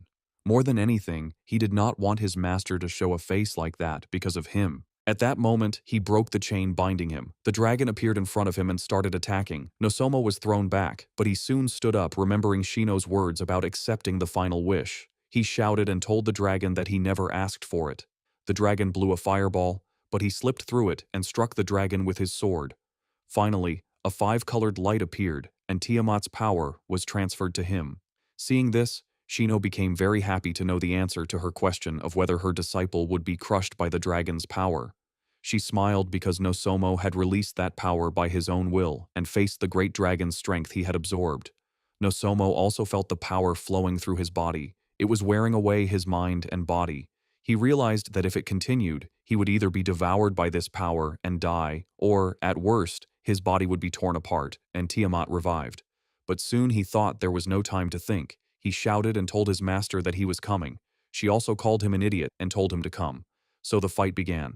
Although Shino had greater skill, Nosomo's power from becoming a dragon slayer took it to the next level. While fighting, Shino asked if he could not treat a girl more gently. Nosomo shouted and asked what she meant, saying he did not see any weak girl in front of him and that she should consider her own age and strength. Shino replied that a girl is a girl no matter how old she gets. She said he did not understand a woman's heart, which is why his lover had abandoned him. He was stunned and asked how she could say that, as he did not want to hear it from a shut-in hiding in a forest. He even called her a moron and asked if she was not the same as him. Shino angrily asked how he could speak to his master like that. She warned him that he needed to fix his attitude or else she would beat the hell out of him. He also told her to bring it on, as he was tired of her bad temper. Shino then used her chi technique, seismic cannon, which released compressed chi, blowing the opponent away. She shouted at him to die, calling him an enemy of women. Deep down, she was amazed that he had raised his skill to her level in the midst of a deathmatch. Hearing enemy of women, Nosomo shouted that it was his line, as violence and lying about age were crimes. They both used shattering strike against each other. She shouted, telling him to recognize his master's greatness. He shouted back that he would surpass her. The story then explained that the origin of ritual magic comes from rituals performed for gods or spirits. A dance is dedicated to them, like a prayer, and the fusion of dance and combat is called ritual martial arts. So, as they both attacked with their katanas, they performed it as a dance to complete the ritual. It affected the surrounding magic particles, evolving into ritual magic. The term ritual martial arts rebirth revolution also appeared, where the surrounding magic particles were absorbed, continuously strengthening their bodies. The more they danced, the more their power grew. At the moment when chi and magic took form, they tended to repel each other. Since Nosomo had little training in magic, combining them would normally be impossible. However, through diligent training, the combined effect of his magic control, brought by excellent chi control, a calm mind, and perfect dance, made even that extremely high-level technique possible. Shino was very happy to see his progress and thought that Nosomo had truly grown stronger, as in just under 2 years, he had endured hellish training. It was truly so, as to learn Shino's special move, he had really overcome a battle with a being of absolute strength. Now that he was free from his bonds, only a few people on the entire continent could defeat him. Lastly, Nosomo used Phantom Blade, a technique where a blade infused with ultimate chi is fired at top speed. With that, Shino lost the battle and fell to the ground. The moment she fell to the ground, Nosomo tensely rushed to her side to check. She was smiling and told him that it seemed he had grown strong and that she no longer had anything to teach him about the sword. She shared her happiness, saying she was so glad that he had accepted her final request and understood her feelings. Deep down, she thought it was her own foolishness as his master for not teaching him how to train his heart. She asked him to remember that, if nothing else, it was all right to run away. It was all right to stand still, but he must not avert his eyes from the fact that he had run away and the reality of standing still. If he ever forgot this and became trapped like her, he truly would be unable to move forward. So even if he made mistakes, as long as he did not forget to face the truth, no matter the form, he would be able to move forward someday. He began crying and responded with a yes. Finally, she smiled and said that she was tired, so she was going to rest now and would see him later. He thanked her for everything she had done. Then he stood up and began walking toward the edge of the forest. The scene then moved to another place where Lugato was confronting his master. Lugato told his master that the contract his predecessor had signed was nearing its execution. That man Lugato called master asked if it was a contract her father made and what it was. Lugato explained that it was a contract with a distinguished family in the southern part of the country. The date was approaching for them to retrieve the item they had lent as assistance. Lugato asked his master what she wanted to do. She said she would leave it to him, so finish it quickly, and if there were any flaws, he could discard it. Lugato asked if she was sure, given their country's current situation. It might cause some trouble for the emperor, but that would not be a problem, as they were not defying his wishes. She then said that it seemed someone from the Galunas family would be arriving soon. She asked if they needed to prepare to welcome them soon. Lugato replied that he understood and would go retrieve it immediately. She agreed, saying he should do that. After leaving the room, Lugato felt a little strange. The scene shifted back to Solminati Academy, showing Nosomo surprised that he had managed to pass. Actually, he had taken the highest number of makeup exams in the Academy's history. His grades had been the lowest by far. Due to his injuries, his practical exams, including the makeup ones, went terribly badly. For the written exams, he answered as if his life depended on it, just managing to avoid failing. But Nosomo thought it was probably better for now, as the Dragon Slayer's power was too much for him to handle. It was because now, with a single punch, he could crush a boulder to pieces, which he could not control. To release that power, it took up to 2 minutes of suppression. So if he used it recklessly, it could probably destroy his mind or body in about 10 seconds. He tensely wondered what to do about Tiamat and Lisa, feeling like he should run away again, but he decided to face it. When he entered the class, the students around him began mocking him, thinking they had been treated equally because of him. Everyone was mocking him, asking why he could not accept that he had reached his limit. It was clear that at Solminati Academy, every student aimed to be the best. The Academy placed all of them together to help them grow through competition, but beneath the ranking system, which focused on overall results, it also caused harmful effects. This system, which teaches according to rank to push high-ranking students to greater heights, naturally makes those at the top look down on lower-ranking students. The feeling of hopelessness, as all their efforts went unrewarded. Also, the reality that, though praised as talented in their hometown, they were now at the lowest rank, forgotten. Because of this, a gloomy feeling kept growing, and those who could not endure it turned their attention to those even lower than them. using them as an outlet for their rising inferiority complex. And the person at the very bottom was Nosomo. While everyone mocked and cursed him, Henri suddenly appeared and said that Mr. Caskell would now teach rank 5, making her their new teacher in charge. Henri began giving a speech, saying she knew they were all rank 10. Although it was true they were the lowest in their year, she did not think there was any need to worry, as she had also been the lowest student. So everyone in the class had talent that shone just as brightly as students in other classes. They just did not know how to use it. According to her, what mattered was not other people, but understanding themselves better and keeping on trying. At that moment, she made eye contact with Nosomo, making him start blushing. After that, the class began. Henri started taking attendance, while others kept blabbering about Nosomo or Henri, and for some reason, Mars kept staring at Nosomo. Henri then announced that in the morning, there would be a test on each subject they would study that year, along with a review of various school matters. The regular classes would continue in the afternoon. The scene then shifted to test time, where Nosomo stood tense and confused, wondering what he should do. In the third year, most practical lessons were actually group battles. Its purpose was to help students understand combat involving multiple parties, and to develop the judgment needed to fulfill their roles and handle different situations. Actually, Nosomo's tension came from the fact that even when he spoke to people, they ignored him. He knew that at this rate, he would end up practicing swings alone at the edge of the training grounds, just like last year. He wondered if there was anyone who would form a party with him. Suddenly, to his surprise, Mars approached him to form a party. Everyone started muttering, and even Mars' teammates questioned his choice. Actually, Nosomo had not thought that Mars would team up with him, so he had not asked before. With no other choice, he got ready to join their party.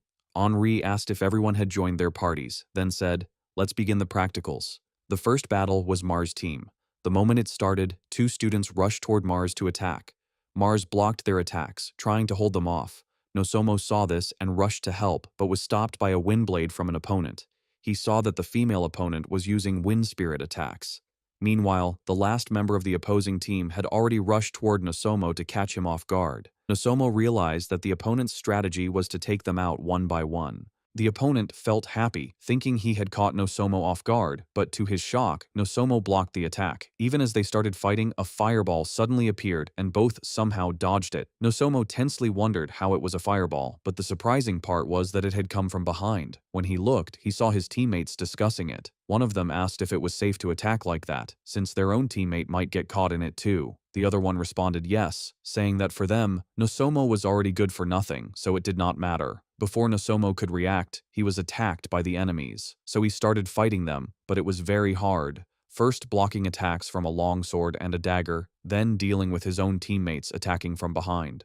Both of his teammates were enjoying it. Nosomo saw that both opponents were using coordinated attacks to eliminate the delay from incantation and knocking the arrow. He realized that neither of them hesitated to get him caught in the fire. Angered, he swung his sword fiercely, forcing the enemies to jump back to dodge. In that moment, he saw his chance and rushed toward his own teammates. Both of them realized he was coming and tried to aim at him, but Nosomo got close and struck them with a spear, knocking them both down. But this time, the opposing team gained the upper hand and rushed toward him. Nosomo realized he had been caught off guard and needed to act quickly. To the opponent's surprise, Mars stepped in and knocked both of them down with surprise blows.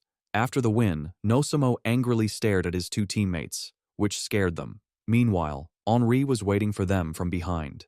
On the other hand, Nosomo was actually wondering about Mars, as his attitude toward him had changed. Meanwhile, the 2 cronies received a lecture from Henri, and were then made to clean the training ground as punishment.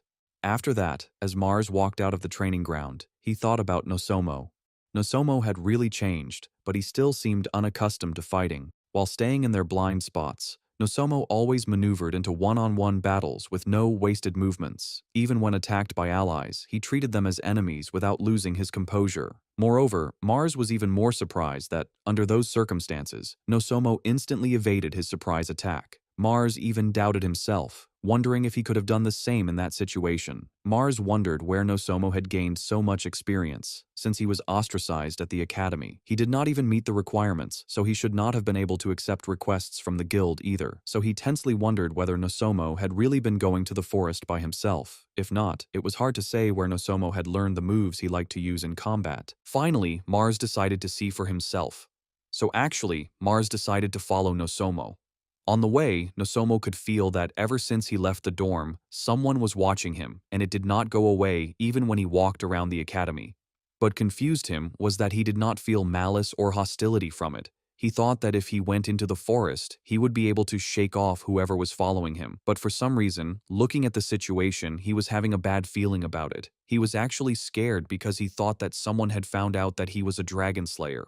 So if he carelessly shook them off, it would cause him trouble. But it would also be a problem if they followed him to his master's cabin. Nosomo decided to confront the enemy by himself. He went to a quiet place in the town and suddenly turned back, waiting for whoever was following him to appear. But Mars was not surprised to see that Nosomo had noticed him, because he was already expecting Nosomo to do something unexpected. Nosomo was shocked to see Mars and tensely asked what exactly he was up to, tailing him like this. Mars replied that there was just something he wanted to find out from him. Nosomo asked in confusion, something from him, but what could it be? To his surprise, instead of answering, Mars drew his sword and dashed toward him. Nosomo saw that and blocked the attack. He tensely asked what Mars was doing all of a sudden. Mars kept attacking, saying he was just making him answer his questions.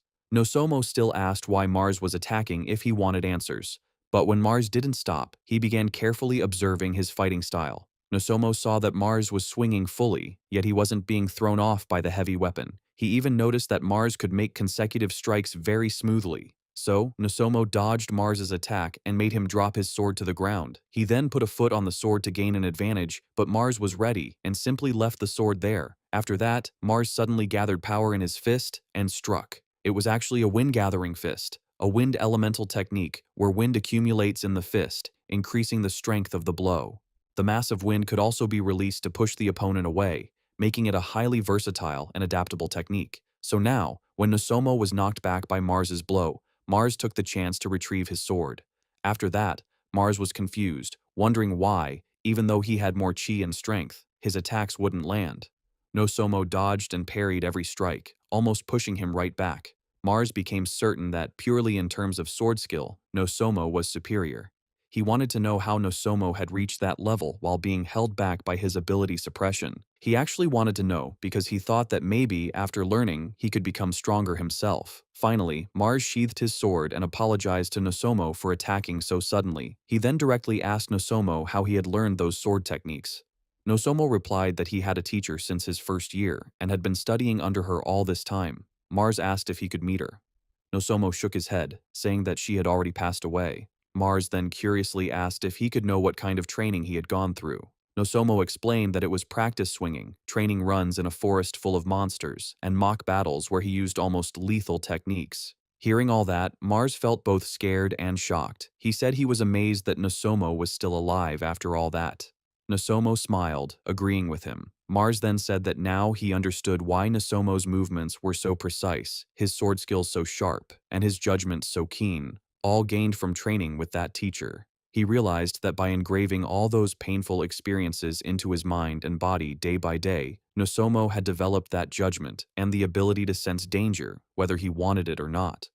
Nosomo then angrily asked if Mars was just trying to say that he had followed and attacked him only to find all this out. Mars felt embarrassed and tensely admitted that he had. Nosomo still glared at him fiercely, demanding a proper answer. Seeing this, Mars began hesitating while explaining. Suddenly, a girl's voice shouted from behind him, and hearing it, he got scared. The tension is rising, secrets are surfacing, and new characters are stepping into the shadows. So guys, what do you think will happen next? Who do you think the girl is, and why did Mars panic when he heard her voice? And now that Mars has seen Nosomo's true sword skill, will he become an ally? Or a future rival? Comment your theories below. I'd love to read them. If you enjoyed this chapter, don't forget to like the video, subscribe to the channel for the next chapter, and more epic fantasy content.